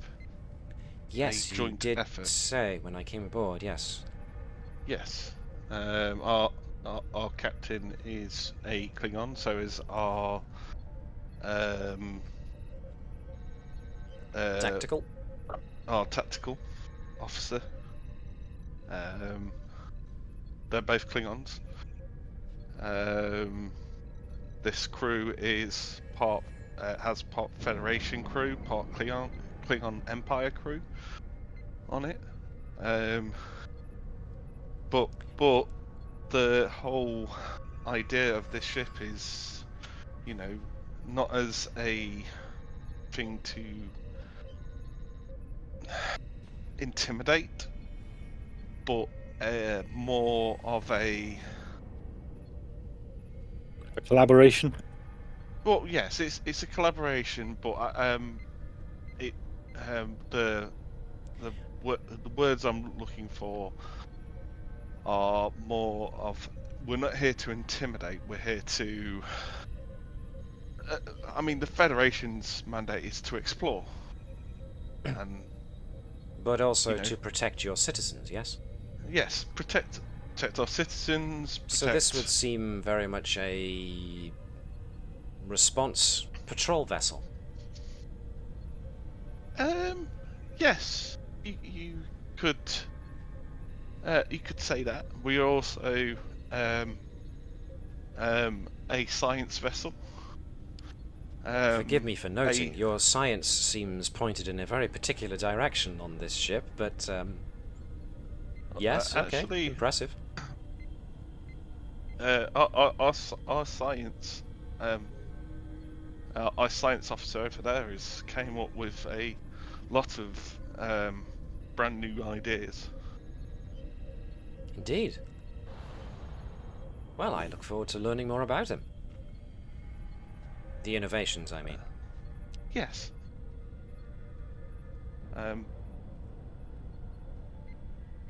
Any other questions? Go on. I would let you chat with somebody, but I don't know how you're going to react to that. Because everybody else didn't react really well. So these Nausicaans that attacked, they're not part of your Federation, are they? No. And they are known to be hostile, or are these outliers? There are numerous dangers in the galaxy, unfortunately, not just these Nausicaans. Hence the focus on defense. I see. As we explore. Oh, well. But as you noted, to find peaceful people out there, but one isn't naive enough to consider that one doesn't have to prove capable of defending oneself. Our ship does have defensive weaponry on it. Our weapons are powerful, but again, they're very focused on not killing. We're trying to, at least if they are more warrior-like culture, disable them so we can talk. A noble ideal. I am slowly learning the Starfleet way again. Again, you lost it? Let's just say there was a brief time between Starfleet and the Klingon Empire that was not peaceful. Oh, I see. And so this ship and its collaboration is actually quite important then. A gesture of getting over this conflict between your two polities. Absolutely. More or less? Noble. I like it. The intention, at the very least. Yeah. Let's just say there's a few captains in Starfleet that aren't very happy with me. I see. Well... We're individuals. Well, yes, as are we. But we're all individuals with responsibilities to those above and below us, yes? Yes. And the same applies here with yourselves? Yes. We are loyal to the Federation and our captain. Our captain hasn't steered us wrong. And she commands this vessel and its crew particularly well. Indeed. Well then, we can only hope to aspire. Before you leave the ship, you must try some blood wine. I'm sorry? What wine? Do you have a concept called alcohol over on your world? Is that a chemical? it's a liquid. It's a liquid drink which is fermented. An intoxicant. Yes. I there see. you go. Yes. My first officer is addicted to it. I see. Interesting. Intoxicants would be inefficient to society's overall function, so we are aware Klingons will see differently. We're aware of fermentation properties, mostly for preservative sake. It never occurred to us to start trying to ingest the preservative that we try and keep our food in, so I would have to suggest that that's a major difference between our peoples there. Blood wine. The staple to every Klingon vessel. I see. You have a tendency to pilot these vessels whilst intoxicated? Nothing a Rakhtachino wouldn't fix, morning after. And that's another intoxicant? No, that's a stimulant. Oh. That is to just say that we need it. Some just stay perpetually drunk. All right. Can we stop making ourselves out to look like we're all some Chronic kind drunks. Yeah. of chronic drunks? Or Hey, caffeine not to me. addicts. I was Caffeine bringing in coffee. Yeah. Good. No, this is interesting if you think about it. The Akaru don't have a concept of an intoxicant because they don't see the. They would view it potentially. It seems like they view it as a waste almost. Would, Not that evolved then. well, like the Vulcans, wouldn't it? Vulcans do have wines, if I recall. Okay. Mhm. I So could be wrong. there's a. Because didn't you say they were Vulcan-like? Yeah, very Their much. features, yeah. The only difference is their mannerisms and that webbing between their fingers and toes.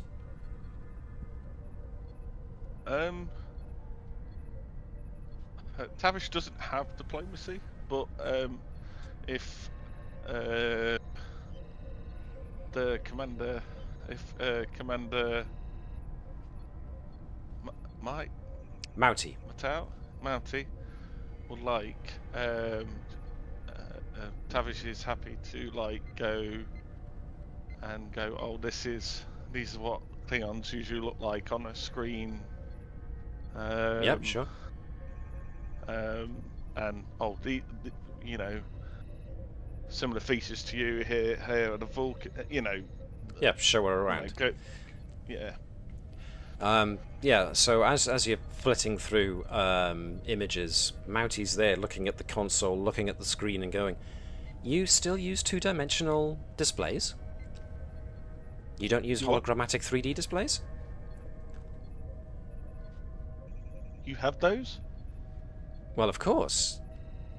We operate in three-dimensional space, and therefore it would make sense to have displays and interfaces that also take advantage of three-dimensional space. You don't have those. She's almost for the first time noticing all the consoles are all touch and screen display. So, let's go and have a talk. Indeed. Grades. What I have a feeling this is the third science project for Tavish. Actually, what I'm talking about, this is probably the sixth one. I would say- Queuing up somewhat, yes. Flesk can do upgrades to the ship. He did on the last one. Yes, he did. This is a lot less dangerous than the two science projects ongoing. Oh, hold on.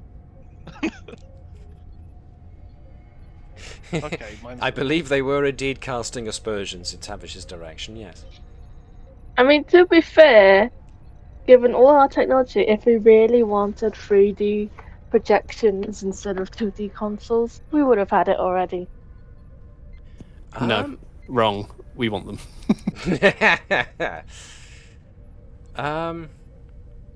If I recall the unofficial canon, because folks noticed this when Discovery first aired, Discovery suggested that that Starfleet had hologrammatic communication, but then in the jump between Discovery and Strange New Worlds, the Enterprise has got flat screens and flat display and flat consoles again, so two-dimensional displays instead. So it was suggested that what they discovered was that the Romulans were able to intercept and hack into the hologrammatic messaging. So in order to provide better subspace message encryption, they took the amount of data space per transmission that would have otherwise been for three-dimensional representation of the caller and switched it to a two-dimensional image and then surrounded it with layers of encryption. So yes, it turns out that the hologrammatic communication was a thing until they realized people could hack into it and were busy watching everybody else's communications. So yeah. Isn't there also a bit where Pike just prefers the 2D screens as There's well? that. That's why they get retrofitted, which, yeah. There's that too, which has a lot to go for it. Yes, Dave. Would Tavish, with her historical technology? know this? That's what I was going for. Yeah, so Tavish would go, oh, we used to have hologrammatic communication. Hologrammatic communication, but we found that certain civilizations could hack into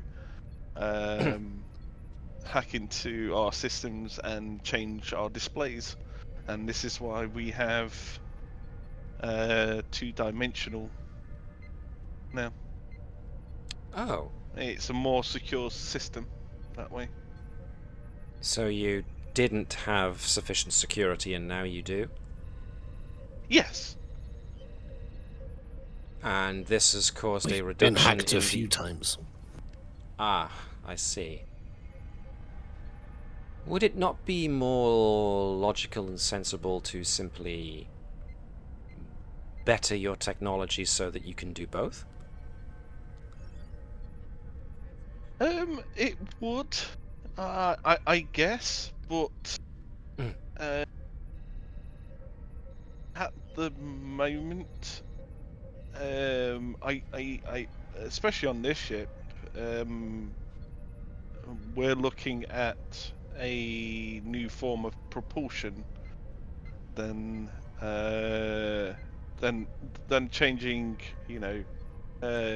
how we interact with the ship. I see. Yes, of course. One advancement at a time. That makes sense. Oh, very good. Well then, yes, I suppose that answers that.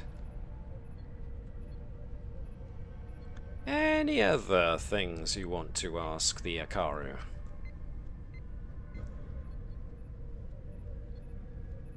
What do they eat? Oh, we are omnivorous, therefore we eat both plant matter and meat. But we carefully cultivate the animals we farm in order to make sure that they are space efficient and sustainable. So we never cultivate or husband anything more than we actually need, which is why our civilization is kept to within a certain acceptable boundary in accordance with the resources we have available and the space. So our population is highly regulated as a result. Okay. So you don't have that? Matt, I don't think the any Federation members have that, do they? Not as such, no, because you're in a post-scarcity society, because replicator technology makes whatever you want. Oh, yeah, well, we don't have that. Actually, if you follow me here, oh, would you like some tea? Tea. Oh, yes. Have you got Ichthos tea? No. Oh. Why don't you show me one of your teas then, in that case? Can I? Best we can do is Yorkshire Gold. Take it or leave it. Oh, well. Consider me sold already. If it's gold, then it's gotta be good. Hashtag not an ad. But also, hashtag totally would like some right now, actually. Damn you and your subliminal messaging. Yeah. Subliminal. I thought it was pretty Excuse me, explicit folks. first. Can I leave it with you? I feel a sudden hankering. I don't know why. Might be unrelated. Go on, Dave. A Vulcan tea. A Vulcan tea. Okay, that's probably a good idea. Yep. Yeah. So she'll go up to the replicator and say, a Vulcan red tea tea or something. Yes. Yeah, because she does know. She is very friendly with Sobek. Probably something Sobek. She's seen Sobek order. Well, that's a good point, actually. I've neglected to put a certain crew member on this bridge who is also a Vulcan. Let me find her quickly. Turin. How could we forget? How could I forget Turin? That's naughty of me. Oh yeah, we've got Turin back. Let's put Turin over here then. Ah. Hi Turin.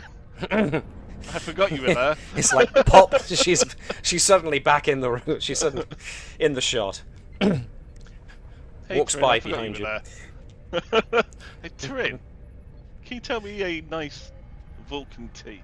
Let's go for Vulcan red leaf tea. Yes. Yes.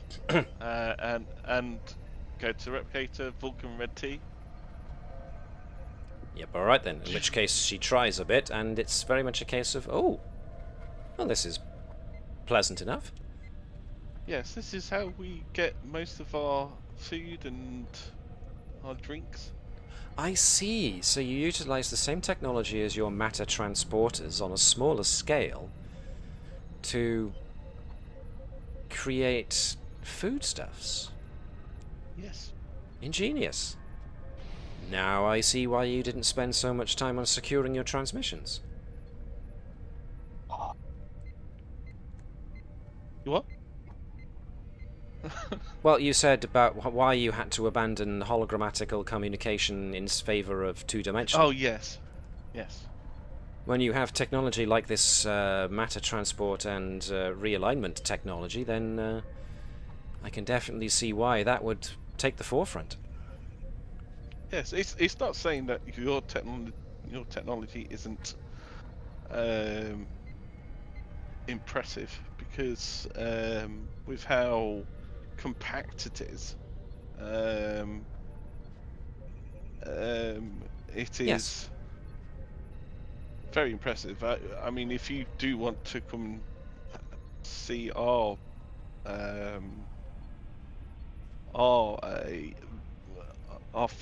FTL drive, I think that's what you called it. Yes, indeed. I'm happy to show you. Oh, very good. So, okay.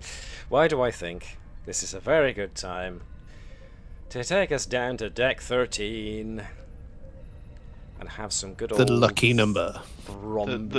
thrumming bass of warp core. This is also a new show, which is in cartoon form. Deck 13.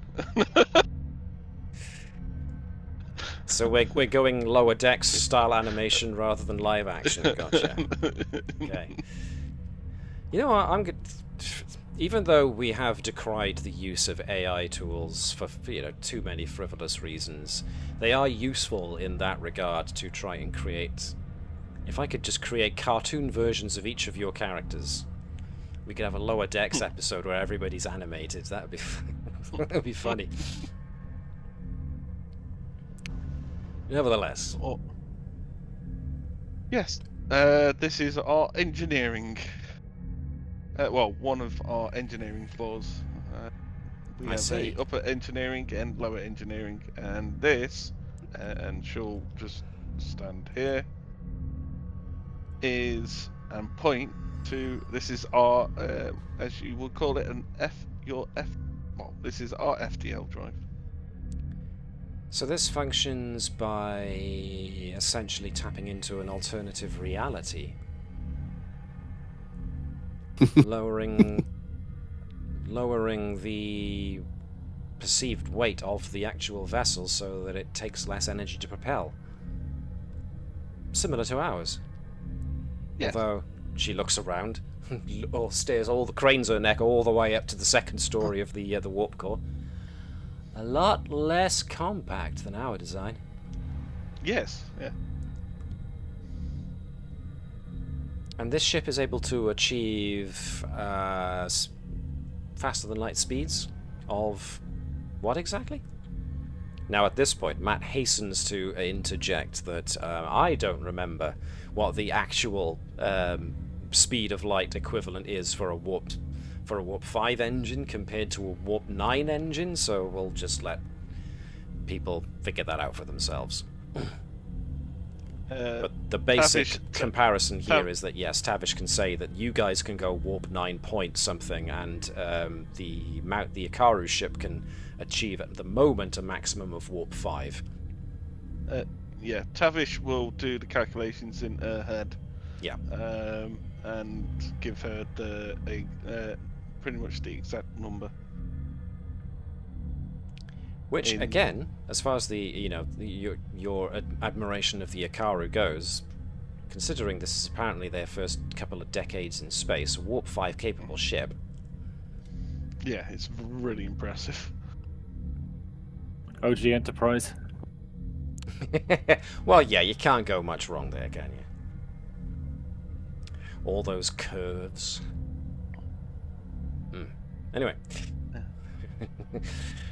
Before I wander off into my own little ship porn heaven, let's... Tavish will also introduce the engineering team down here. Yep, so you've got both your Federated Starfleet and your Klingon lot. Yep. And we'll introduce Cadet Kenson. Cadet Kenson, yes, indeed. So as soon as Tavish is coming anywhere near her, she stiffens and stands straight to attention. And yeah, Kenson can just show what she usually gets up to, which is essentially just mostly maintenance and monitoring, so... Monitoring of the warp field. She'll give a hearty pat on the back to one of the Klingon engineers. At which point the Klingon looks down at where they were pat and looks to one of the other Klingons, at which point the other Klingon goes, I don't know. At which point the Klingon does the same back to Tavish.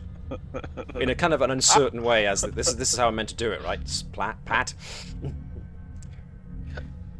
Yeah. That's how you're supposed to do it. Yeah. Well done. Right, get back to work. Yes, Commander. Okay, anything else? I think they should go to the science, where the science and the medical stuff are.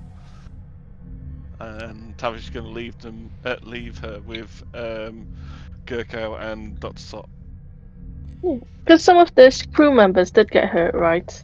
Some of their crew members did get hurt, yes, and they were some of the most serious ones were transported over so that Dr. Sot could see them using your ship's more advanced medical technology. Yes. Oh, so we can covertly assess their physiology. Which I was curious if they're like Vulcan's spin-off.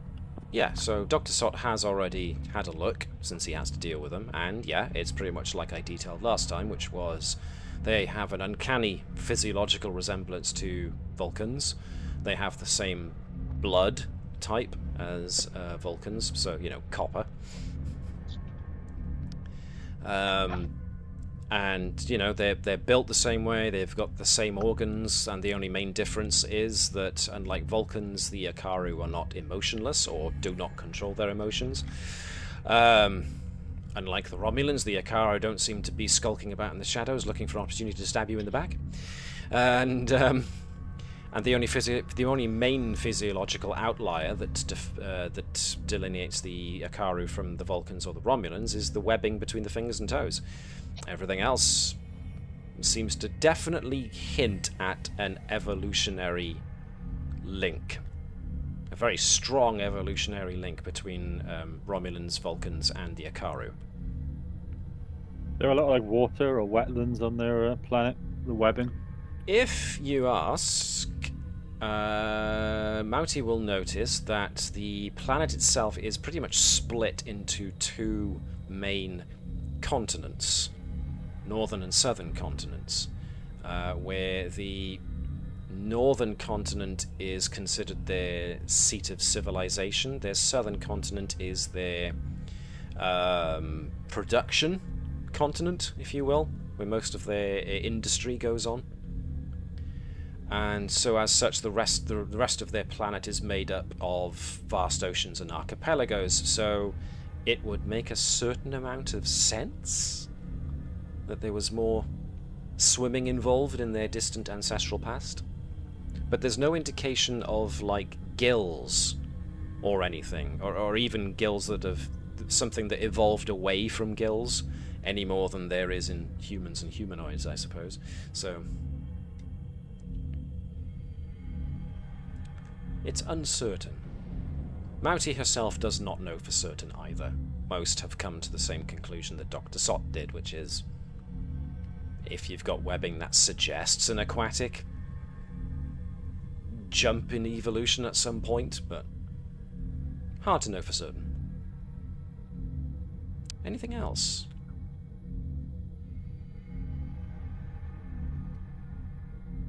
Going once. That's all from me. Going once, twice. Okay. So the rest of the 6 odd days pass relatively benignly. Mostly it's now spent with exchange of information and exchange of crew occasionally, insofar as that Commander Mouty states that some of her own crew would very much like to come onto the ship and have a look if they could. So if that's amenable to the captain and the command crew, then, you know, over the next couple of days, Commander Mouty would like permission to bring some of our own people, just so they can have a look as well, because they're all apparently very excited at the prospect of meeting new people and seeing your fabulous new technology, whilst also offering you guys the chance to beam over to their own ship and have a look for yourselves how they live and what their technology is like, even though you have had a cursory glance and have got a pretty good idea. There's nothing like spending a little time. Yeah, I don't mind. Of course, it's gonna be limited. Some places will be off limits. Yes. Now, Tavish has, for good or ill, already noted that there is an experimental propulsion system potentially on board, but the Akaru are not so nosy that they push the issue. They are content with having a look around with whatever you're happy showing them. And Councillor Sachs will confirm that this is genuine, according to what she can sense. This does actually bring up a good point with Councillor Sachs, in that she is detecting traces of telepathic ability in each of the Akaru, in the same way that Vulcans have telepathic capabilities, but it takes training to fully bring it out, in Vulcans at least. So it's possible from a medical standpoint, as far as Dr. Sott is concerned. It's Dr. Sott that's got anthropology or some such, isn't it? Cultural studies. Yeah. So when Commander Mouty mentioned that this character, whoever this leader character is, the Iriax, if they're the ones that can unlock abilities within the Akaru to give them the ability to read other people's intentions, that suggests that this Iriax has a means and knowledge of how to unlock the telepathic inclinations inside of the Akaru's DNA, which further links them to the Vulcans and the Romulans. So it's all very interesting.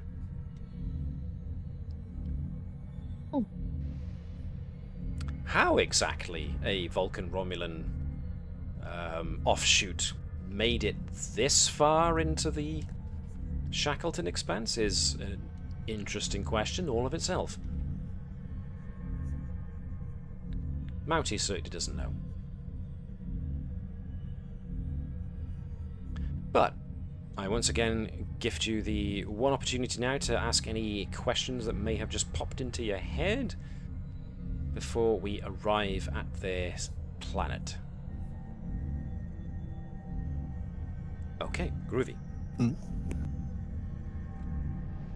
So, eventually, you come out of warp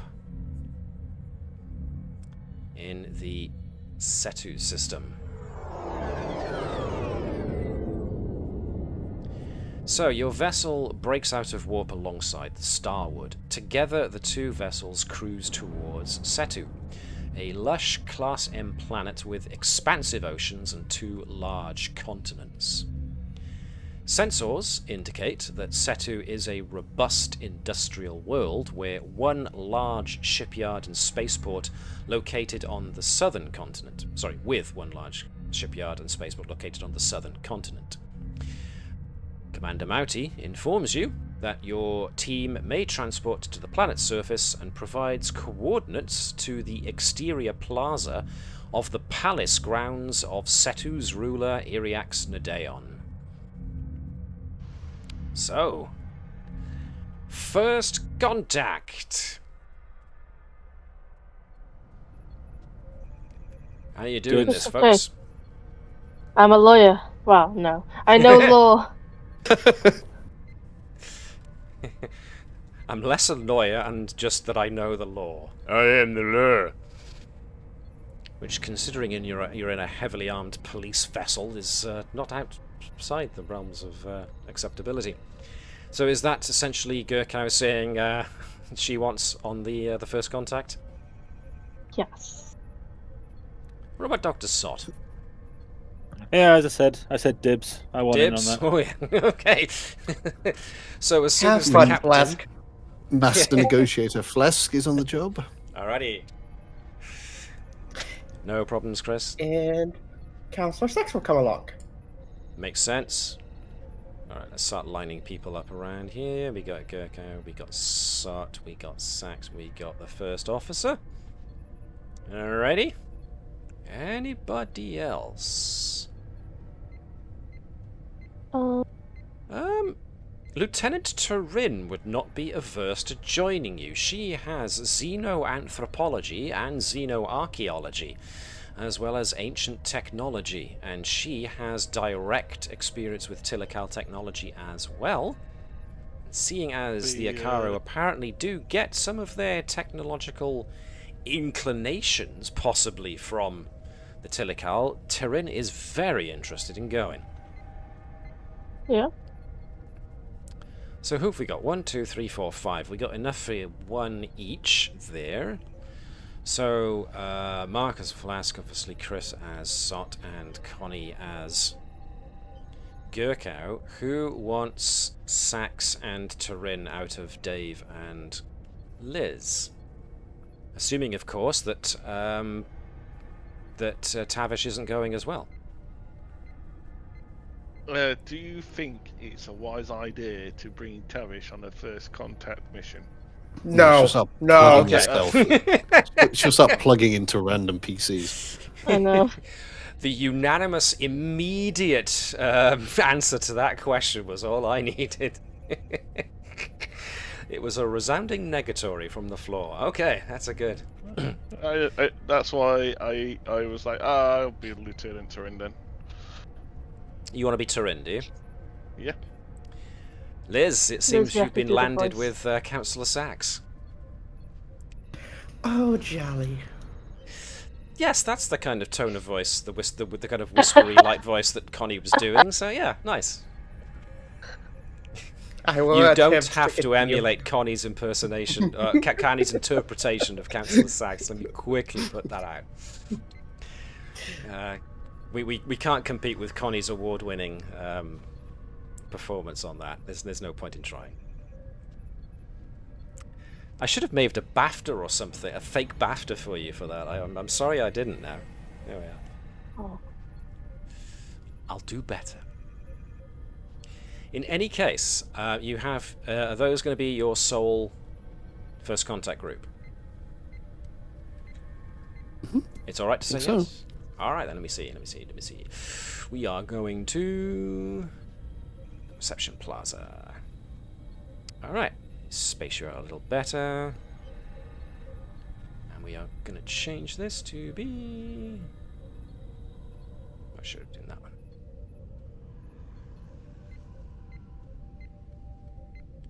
Set to ambience. Let's beam you down.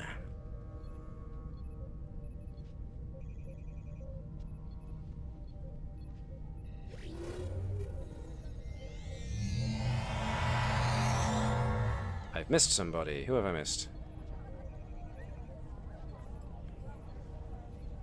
I missed Turin.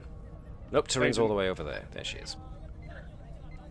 Alright, so reorientate yourselves however you want to reorientate yourselves. Commander Mauti asked you to give her some time so that she can land her troops ahead of her crew ahead of yours, so that she can prepare the way for you, because she would very much like to be the one to introduce you. This gives you a little time to discuss amongst yourselves how you want to approach this impending first contact with the Akaru government. Whether you want to do a little bit of preparation beforehand. So in like a kind of like a flashback shot of the kind of preparation you did or discussion you had before you beamed down. What any thoughts on preparations you want to make? Or are you just keen to get down there and get stuck in? EVA suit. Well, by now, Commander Mauti has got no reason to question whether to think it's not a cultural thing for Sot and his people.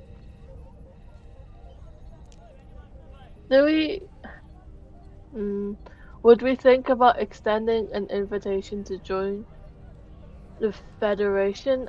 And We also, don't can we have the ability to do that, but we can invite to share maps, Well, start give them trade. pamphlets?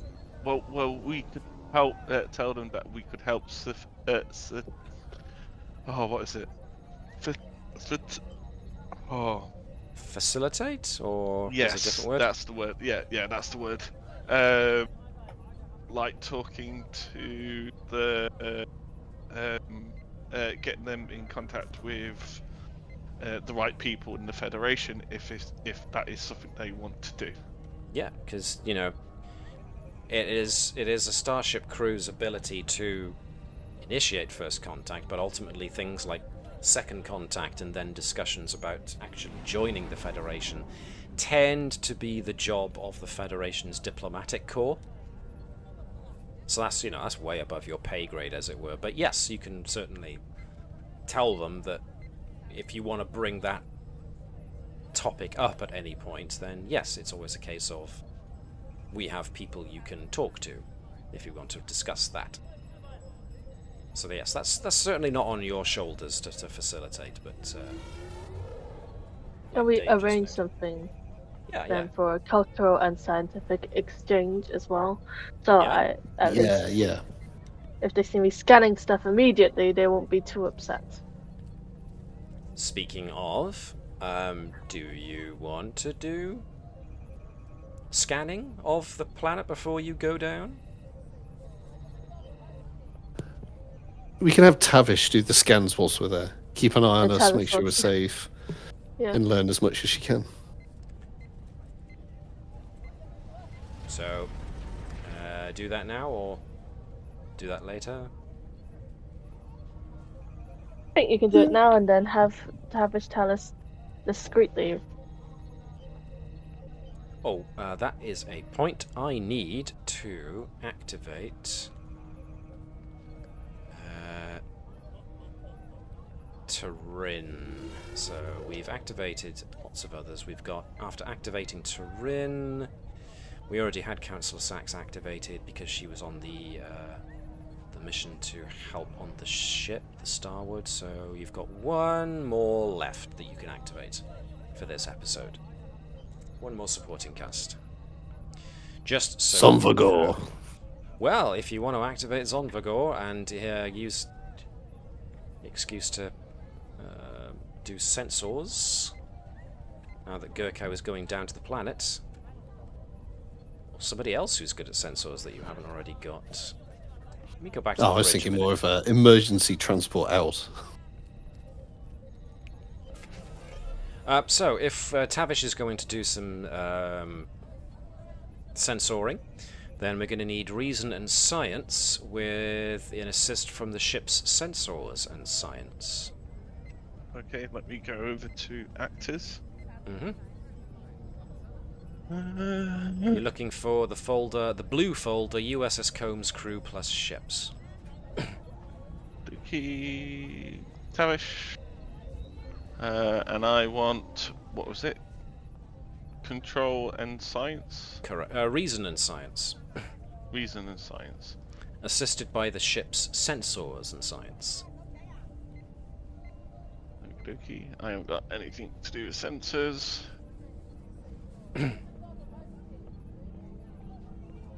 It's difficulty 0, so yeah. It's a standard sweep. There you go, 3. Easy life. So, the information you get, including the Starwood, which is the ship you rescued, there are about 6 spaceworthy frigates on the starport's pads, with facilities there to support another 20 or so. More frigates are in various stages of construction at the shipyards. It's very clear that there are parts and supplies and a planetary technological infrastructure to build many more. So yes, it's pretty much what Commander Mouty said. They're relatively new to space travel and exploration, but are clearly dedicated towards expanding their interstellar capabilities. The northern continent is more heavily populated, and its cities are more densely packed, though they do not come across as overpopulated or haphazardly designed. Each city is a model of efficient planning. Sensors do indicate a trace buildup of electromagnetic radiation and tetryon particles in the planet's upper atmosphere, though readings barely register and may be naturally occurring.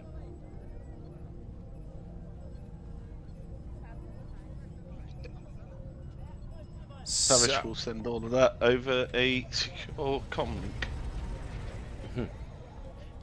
Which, as we've discussed, is in 2 dimensionals.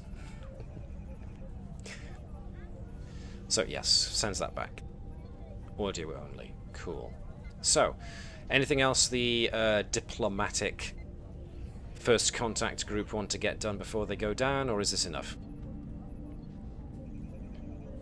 I'd just like to keep in mind, I mean, it's not important for the immediate, I don't want to forget this, where if Commander Mouty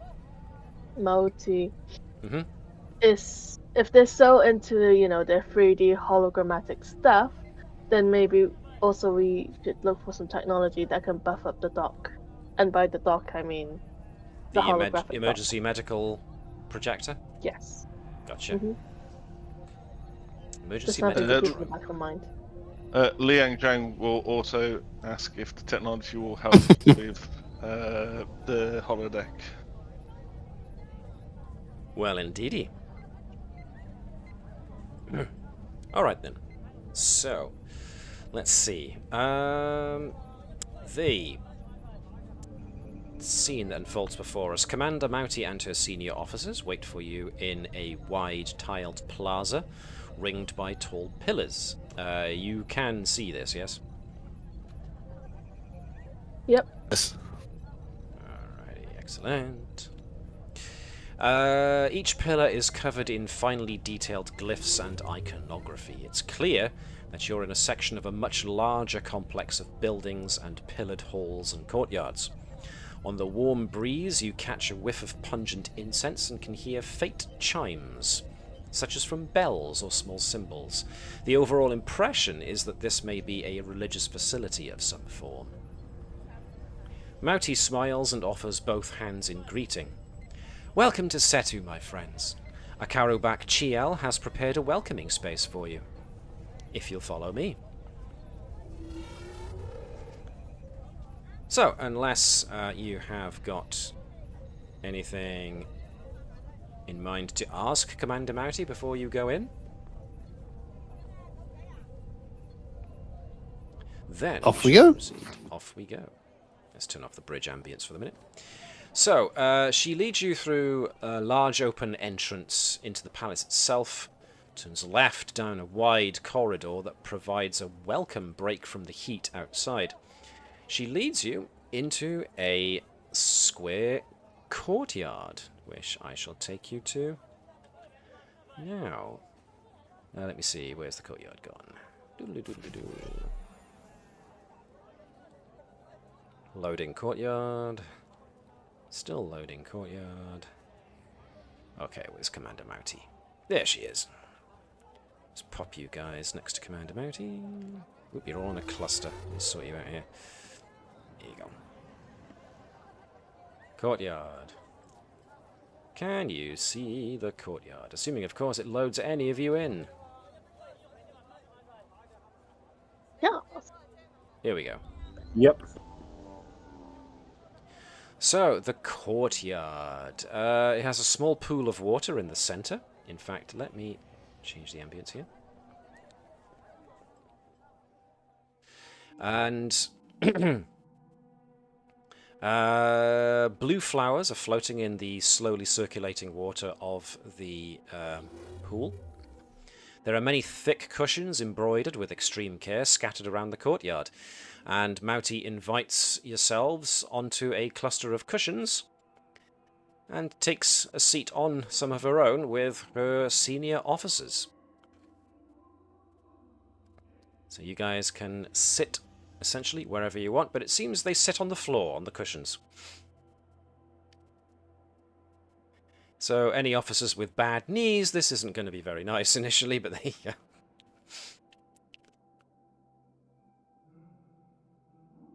Let's make sure I've got this going on here.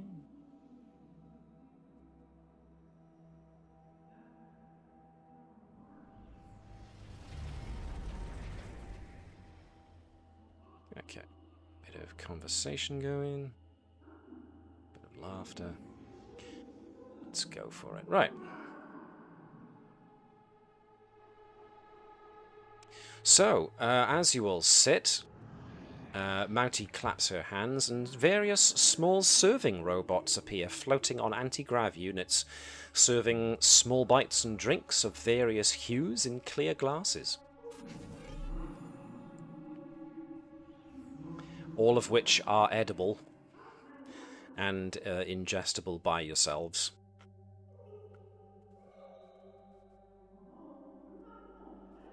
Unless you guys have anything specific to say, Mouty is the first to raise her glass to your group and thanks you for your help in repairing the Starwood. At which point a round of cheers goes up from everybody, and yeah. Essentially conversation starts, and even though I've got individual Akarus scattered about the place, at various intervals other Akaru will get up from their clusters of cushions and come over and start to engage you in conversation. So if there's anything specific you guys want to do at this point,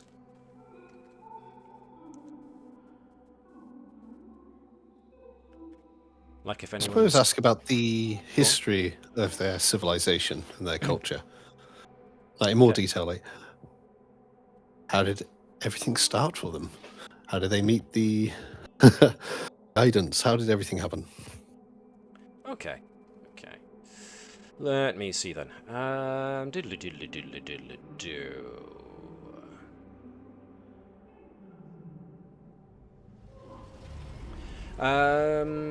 So apparently their population sits at a sustainable 1.3 billion regular Akaru, and according to their records, about 4,500 years ago, the Iriax was given or assumed the title. What you come to get told is that Iriax is actually a word that means safekeeper or custodian. There's a debate amongst Akaru archaeologists because historical records go back millennia do make mention of the Iriax, hence why they call Iriax Nadeon the Ageless. And some archaeologists do wonder if it is the same being or a succession of creatures that take the same name. They just don't know for sure.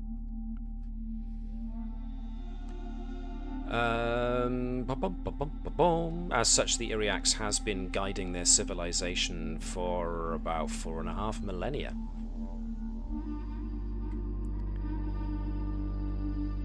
Operationally speaking, it seems that, just like Commander Mouty said, the Akarubak are the ones who are essentially...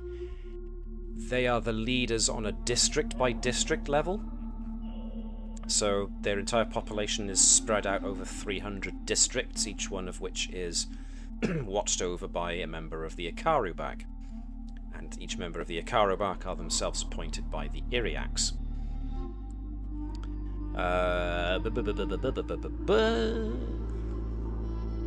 Capital punishment does exist, but their main drive on this planet is for re-education and reform as the more efficient response to crime and the like. Therefore, they don't have all that much, really. Science and technology are closely regulated by the Iriax and the Akarubak. The Iriax does have the ability to mete out justice, but it's more on a global level, whereas the Akarubak take care of it on a district, local level.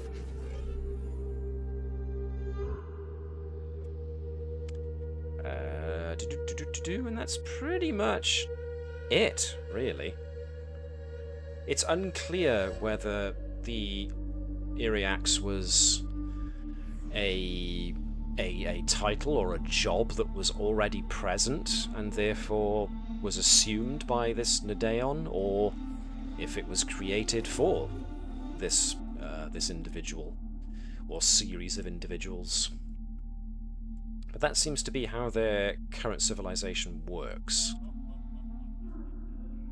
From the bits that you gather, it's the Iriax holds a semi-religious role in their society as well as being an active leader, so it's a bit of a mix.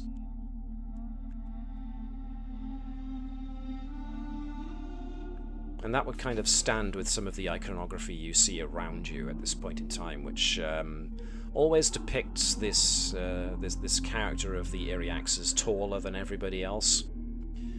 Anybody like Dr. Sott, who's got cultural studies or anthropology, you tend to see this in old civilizations with religious connotations to their leaders, in that the leader figures or the gods or whoever are always depicted as being giants, almost bigger than the regular folks, as a visual clue to their elevated position. So whether any of these depictions actually mean that the Iriax is a very tall person is difficult to tell until you meet them.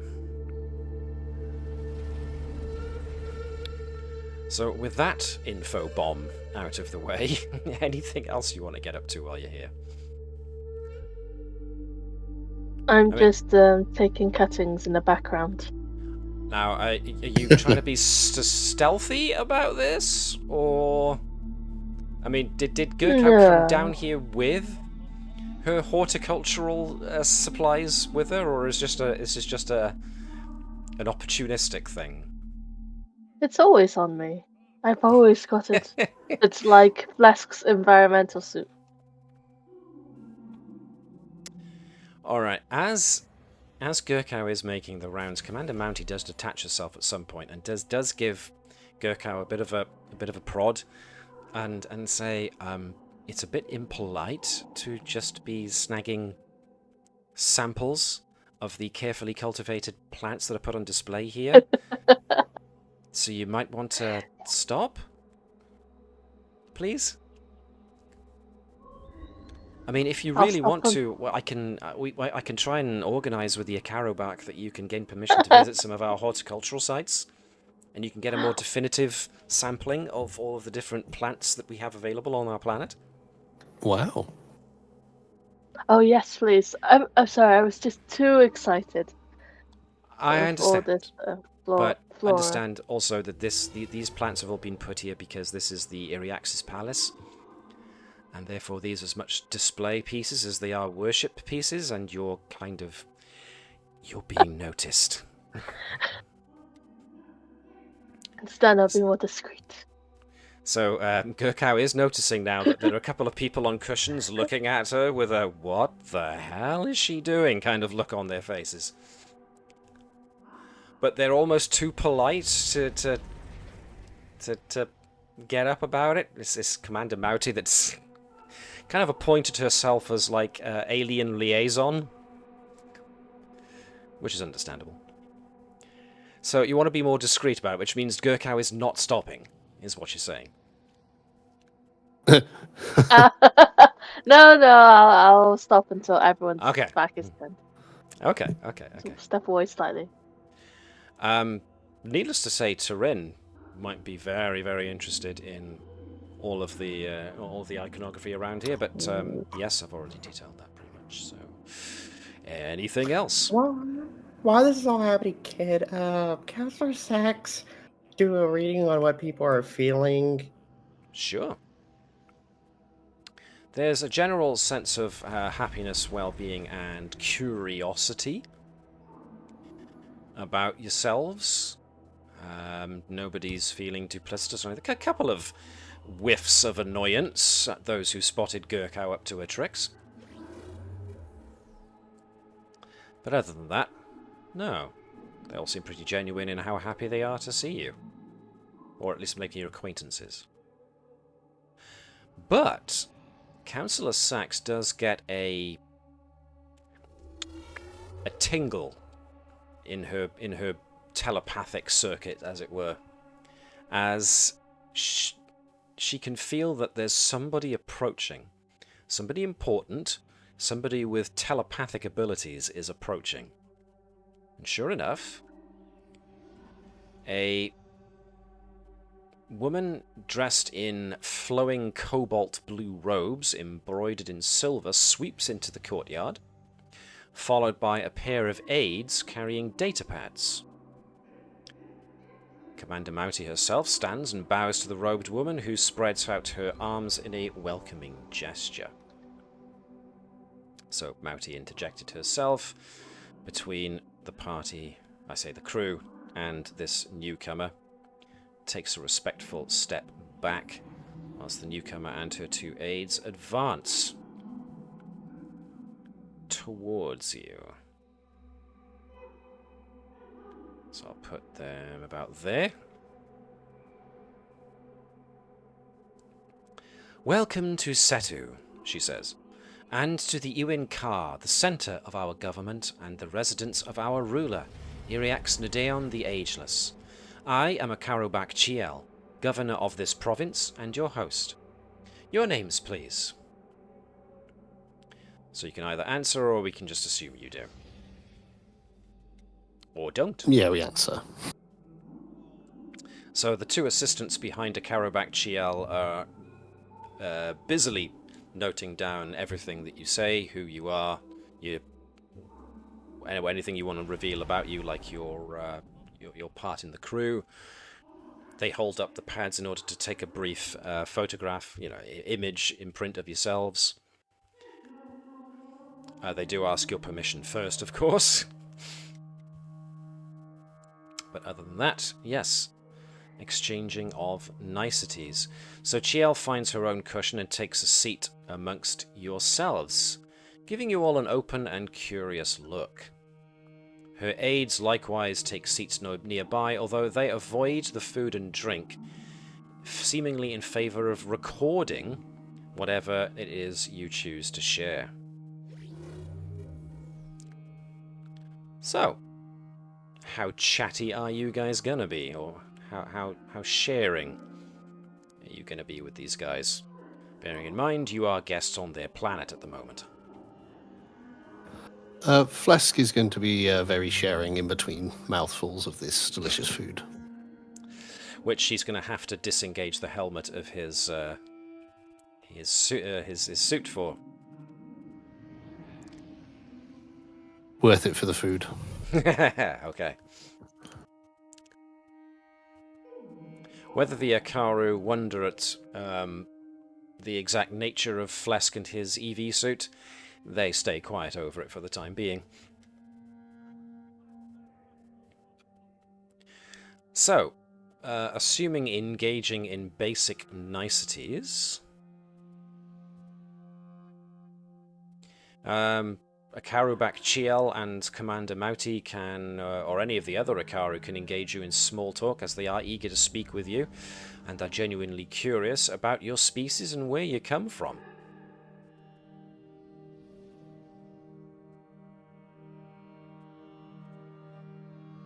So, you get the... Actually, that's a good point. Councillor Sax. As soon as the Akarubak enters the area, Councillor Sax immediately senses that Akarubak Chiel is a telepath. Or at the very least an empath. And is actively scanning each of you.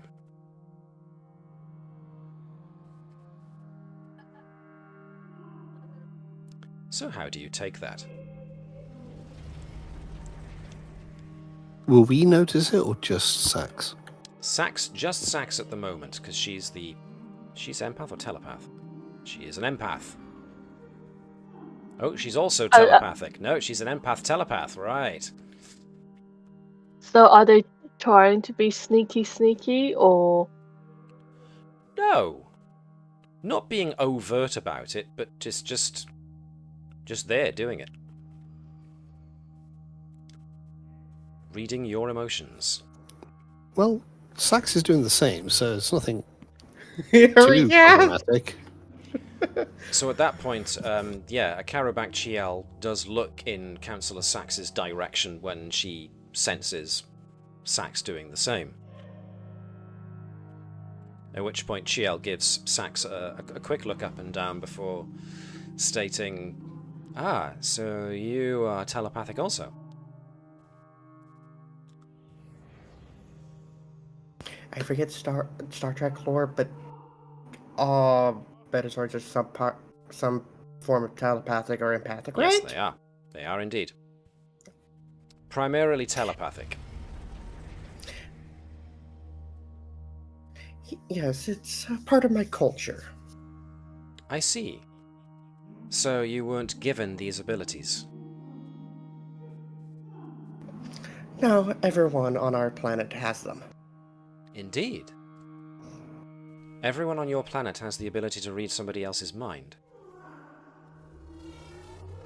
More or less, if you train it. That must be difficult, then, when it comes to matters of conflict. Everybody being able to read everybody else's mind. No secrets. Just truth. It makes us great counselors. Indeed. It would make you somewhat formidable warriors also, if you let it be.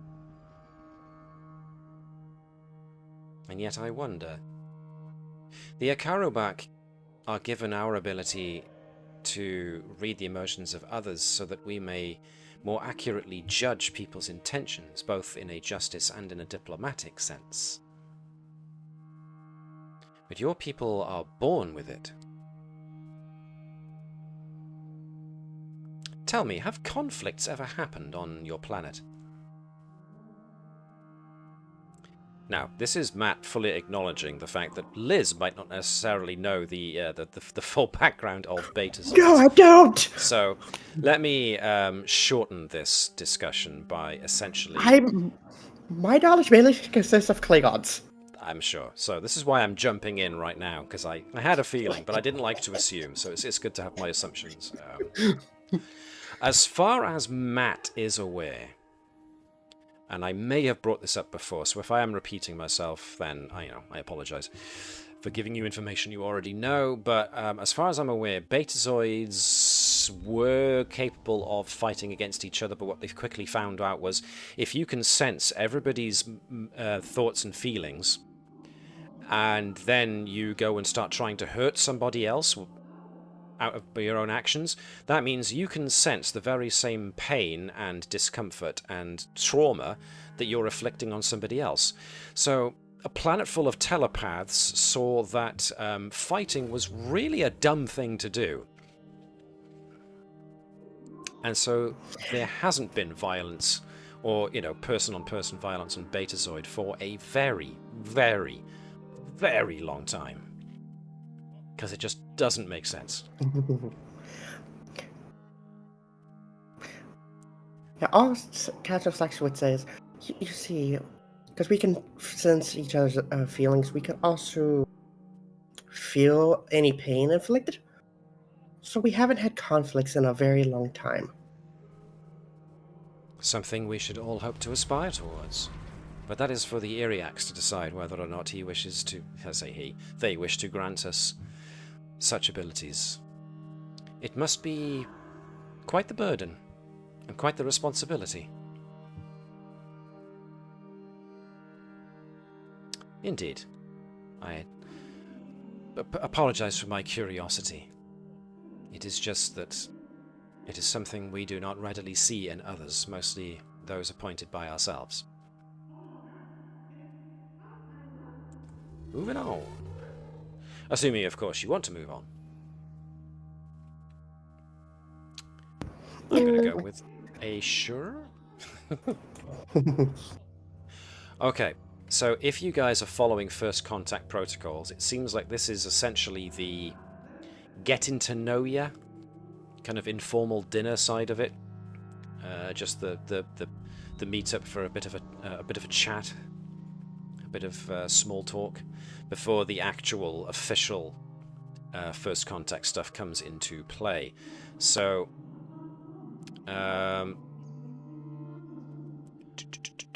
your commanding officer should be aware that this is indeed a first contact situation, and therefore should be looking to meet the leader of the Akaru people in order to, as an overture to formal first contact procedures. So, it depends how you want to go about this, really.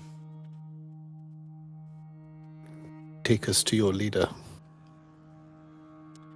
So, Akaru Chiel notes that the Iriax is currently unavailable for the remainder of the day, but will be happy to meet with you during the following morning.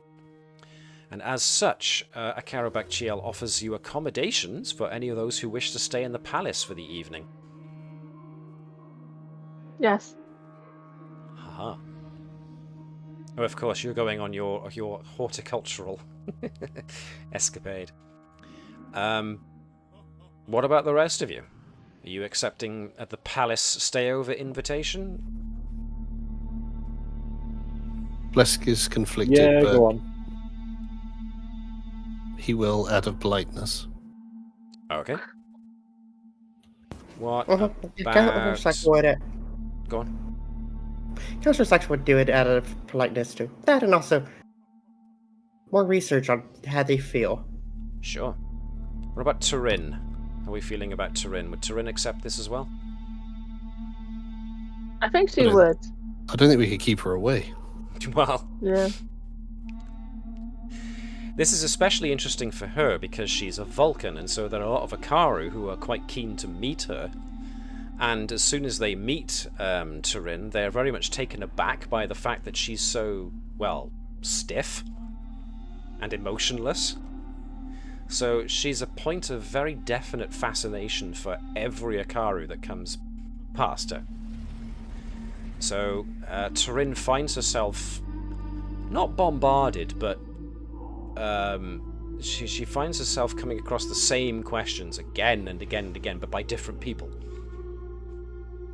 Very much a case of, oh, are you a distant relative of ours, maybe? And oh, why do you keep yourself so reserved? Because to Turin, this is interesting. She's got a whole planet full of people who look just like her, but they're all very friendly, very affable, very willing to meet and be friends. Their first instinct is to come up and be friends, almost. So this is going to be very weird for Turin. It's like a constant bombardment of happy puppies, you know. Who are you? Will you be my friend? Put the puppy down and walk away. So yeah. Okay. So you all accept, that's cool, so you can just comm back up to the ship to say that you've all been invited to stay over. So the captain gets wind of this. So yeah. The invitation to stay in the palace accommodation is extended to whoever's on the ship as well who wants to come down, if any do. Tavish will be staying up on the ship because daughter and cousin are up there, so... Fair enough, fair enough. Captain not good with first contact. Captain stay on ship. Okay. Captain speaking in third person, therefore, is probably knee-deep in blood wine by this point. To allow any of your curious Klingon crew down to the planet. Good idea. Oh, hell no. No. Okay. The Klingon crew is bad. Okay. Hopkins has probably found her first officer's hidden stash. Why, Flask, I didn't know you liked the vintage stuff. Tavish will give the Klingon crew the blood wine she got for helping out. Oh, yes. Mapui? The Mapui, that's quite right. Yes, and suggest to the captain that she holds a little tournament on the... I can't remember which deck it is. It's on, but on the Deck 9. There you go, deck 9, where the fighting ring is. Let's have a look. If it is indeed think it's deck deck 9, you're probably right. It is indeed... Ooh, no. Combat Is it deck Arena... 8? Deck 7 is the Klingon deck. Yes. Okay. So, yeah. And Tavish will take over the captain's chair for the evening and night. Oh, you bet, because if you ask the captain to put on her, you think she's not going to join? Oh, yeah, no. Tavish It will is. take the captain's chair for the evening so she can go and enjoy herself. Second watch. Okay. You have Yeah. the watch. Okay. Fair enough. Tavish is just there with a big smile on her face. Let's see. Anybody else from the support characters who would be interested in coming down? I will say, is it one of my engineers? I can't remember her name now. That's bad. Who? What's the? It's not Kenson. What's the it's thought? other one. Girani. Girani, yes, Girani. What makes you think Girani would want to go down? The technology kind of stuff. You know, let her Comedy. have a look. Just to have a look. No, Oh, okay. no, technology stuff. For the shiggles. She does have an interest in holography, so I mean, Garrow would probably only want to go from a security standpoint, and this is a first contact situation, so maybe not Garrow. Would the EMD want to go? Would the EMD want to go? Well, what do we think? We want them to like us. Touche. Beatrice Dufresne. I don't know. She's got her head up in stars. We don't let the Klingons on the first. Zonvagor. Would Zonvagor want to go? Do we think? Yes. Yes. Okay. Because with a name like Zonvagor. He's interested in everything. Everybody likes Zonvagor. He has to go down. Yeah. Zonvagor deserves to stay in a palace. Yes. Even the Klingons probably enjoy Zonvagor's Company? Yeah, why wouldn't they? He's probably like, just like home. He's a Benzite, isn't he, Zonvagor? I think, yeah, Benzite. Now, there's a thing about Benzites in the recent species sourcebook. Let me find it, because that's something I didn't realise about Benzites. Hang on a second. Can I have some assistance with a cat, please? Benzites. Physiology. What was that thing? Are they water breathers or are they not? They're not cold-blooded. Their blood is mercury and platinum based. They acquire a breathing apparatus because of in any Class M atmospheres. Let's see. Oh, then Zonvagor probably won't go get that down then, would he? Well, he's got the breathing apparatus. That's, how he functions on the ship. Let me see. Because I'm not sure if they're actually aquatic or if it's just their atmosphere.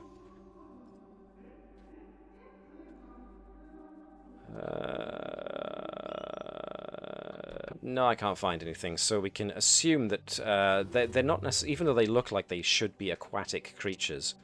I don't think they are. It's just that their natural atmosphere on their home planet is different to a regular Class M planets, and because their internal body chemistry is mercury and platinum based, that's what their blue appearance is for. But Zonvagor can still come down. Do we think Nurse Uro would be interested? Yeah, he hasn't had a holiday for a while. Is that like 3 of the top medical staff then coming down on this excursion? Well, it's a diplomatic thing and medical knowledge and whatnot. The offer has been extended to all. We've still got the EMD out there. Yeah. Up there, haven't we? Yeah, sure. Plus, like I noted when we first introduced the layout plan of the ship, even though on the Intrepid class combs you had a small staff due to the small sick bay, you now have a whacking great big sick bay by comparison, and therefore have a lot more staff. We just have nurses that we haven't given names to yet, essentially. So we can assume that Nurse Uro is like the nurse in charge, but he's got other nurses, junior nurses, that are his staff, essentially, and that Dr. Sott is in charge of the lot of them, so... In any case, that's pretty much every one of the named supporting characters. So, yes, everyone can enjoy a night enjoying the hospitality of the Akaru, and they are a very hospitable bunch.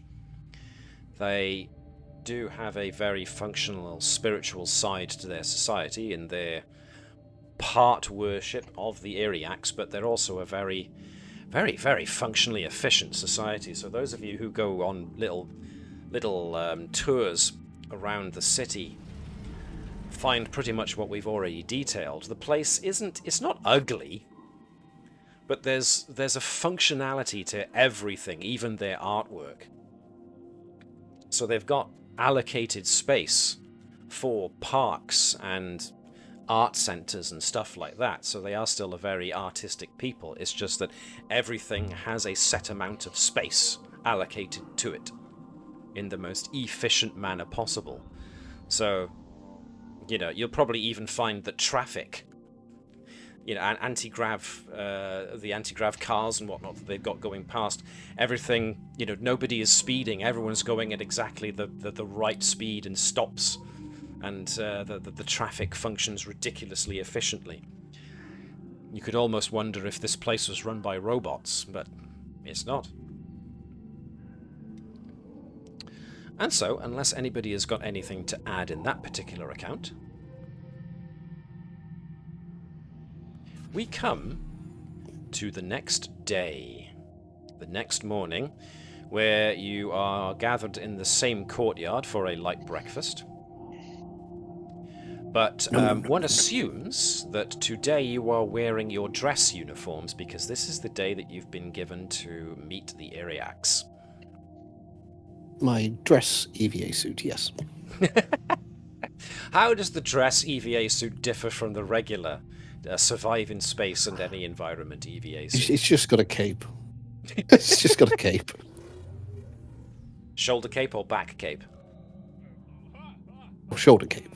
Shoulder cape, I like it. Very debonair, very suave. You can flick it as well, dramatically. Nice, okay, groovy. Sot, Gurkau, Turin, Sax, all in their dress uniform, I take it.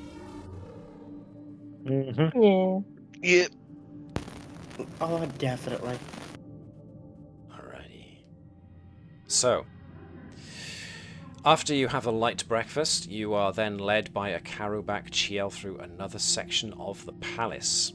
This one heavy with incense and deep drum beats. You are brought into an audience chamber.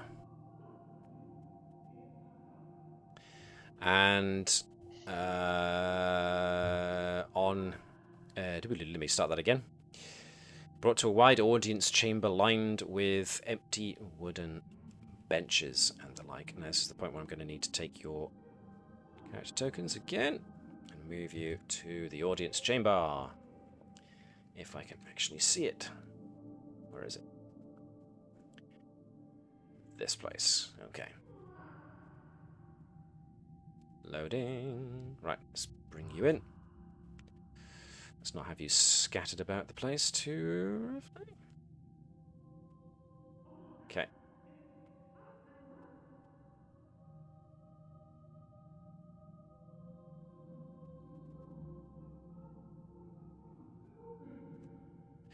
So, you are brought into a wide audience chamber lined with empty wooden benches. On a raised dais at the far end of the chamber stands a tall wooden throne, elegantly carved and burnished to a bright sheen.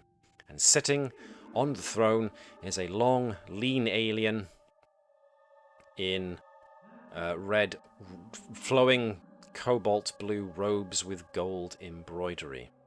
And if you use the right mouse button to drag yourself all the way up, your characters will automatically notice that the Iriax Nadeon looks strikingly, almost identical to Assessor Tredic.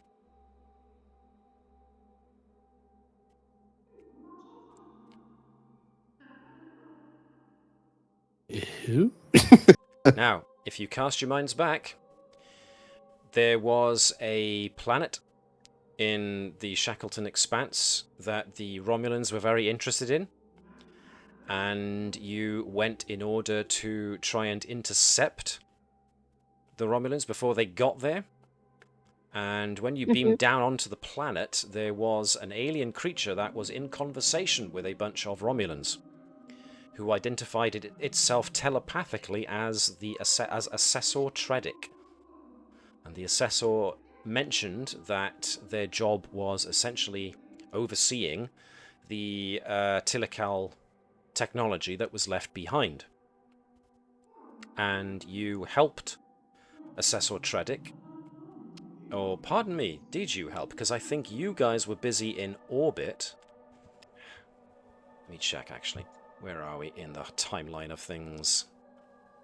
We are... just in case I give something away I shouldn't. The displaced... Right. If you recall, it was actually the Dokabach crew who was sent to the Candidate 3 system Oh no. to hold off the Romulans so that help could be sent down to the planet with Assessor Tredic on it before the Romulans got there and looted the place. And that was when that wormhole opened and another planet was thrown into the system. Everybody remember that? Yes. I also remember when we helped Sir Tredic, because I remember pushing the Rom.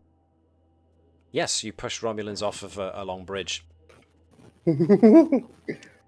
So that was that planet. And you met with a creature called Assessor Tredic, who asked your help in repairing a communication device, which you did.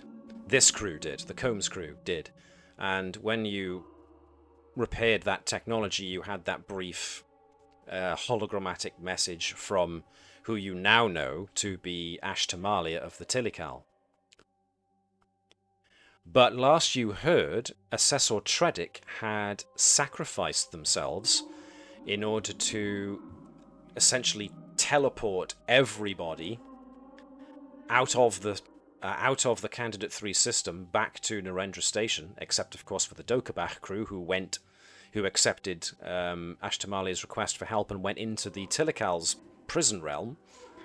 But the others, the USS Venture and the USS Bellerophon, were all transported away back to Narendra Station by Assessor Tredic using the vast technology of the Candidate 3 planet.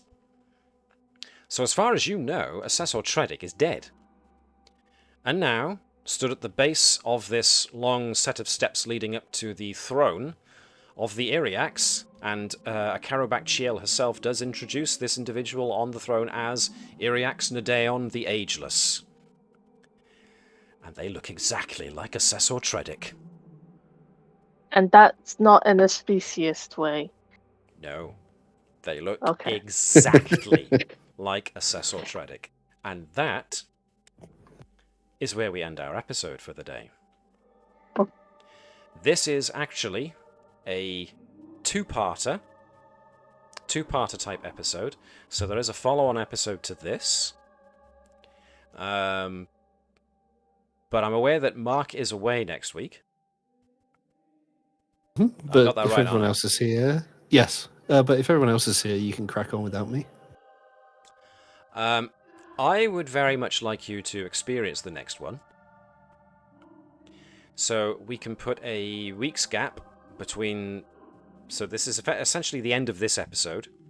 The next episode carries directly on from this. So it is a part 2, almost. But rather than have Mark miss out, we can delay it for a week and come back week after. Yeah, no Works worries. for me. You know, So that it means scares 21st? me a little bit. Yeah, Go on. I was gonna say it scares me a little bit when you say I want you to experience this to Mark. I cannot possibly comment. I cannot explain further without spoiling things. So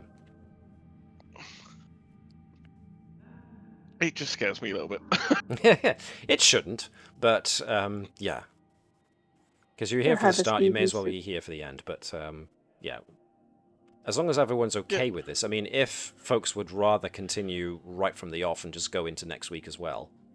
But Mark won't listen. I'd rather Mark be here to enjoy Mhm. the funs and giggles. So Yeah. we're all good? Okie Yeah. dokie. Okie dokie then. Alright then. In that case, folks who've been watching, thanks for stopping by. And if you want to get the conclusion of this episode in the follow-up episode, then come in 2 weeks' time where we shall start this all over again. So, in the meantime, yes, this is the close of this episode and the start of a new one in 2 weeks' time. In the meantime, do like the Vulcans do, which is, treat the enthusiastic cousins you've just met with deference and calm. But also wonder what the hell's going on.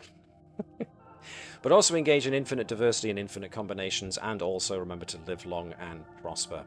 Treat each other with kindness and respect, because this world is still a very crazy place. And we should all be as lucky to have a civilization as clued in as the Akaru. One day, maybe. But until that day comes, I wish everybody who popped in to see us the very best. Hope you enjoyed it. If you're watching this on YouTube and you happen to like this, then consider giving us a thumbs up, just because maybe it might convince the algorithm to potentially throw this on the list of videos you might see when you first log in. Who knows? It's up to the algorithm. But until such time, we thank you very much for joining us, and we will see you next time as we close hailing frequencies. Bye-bye, folks.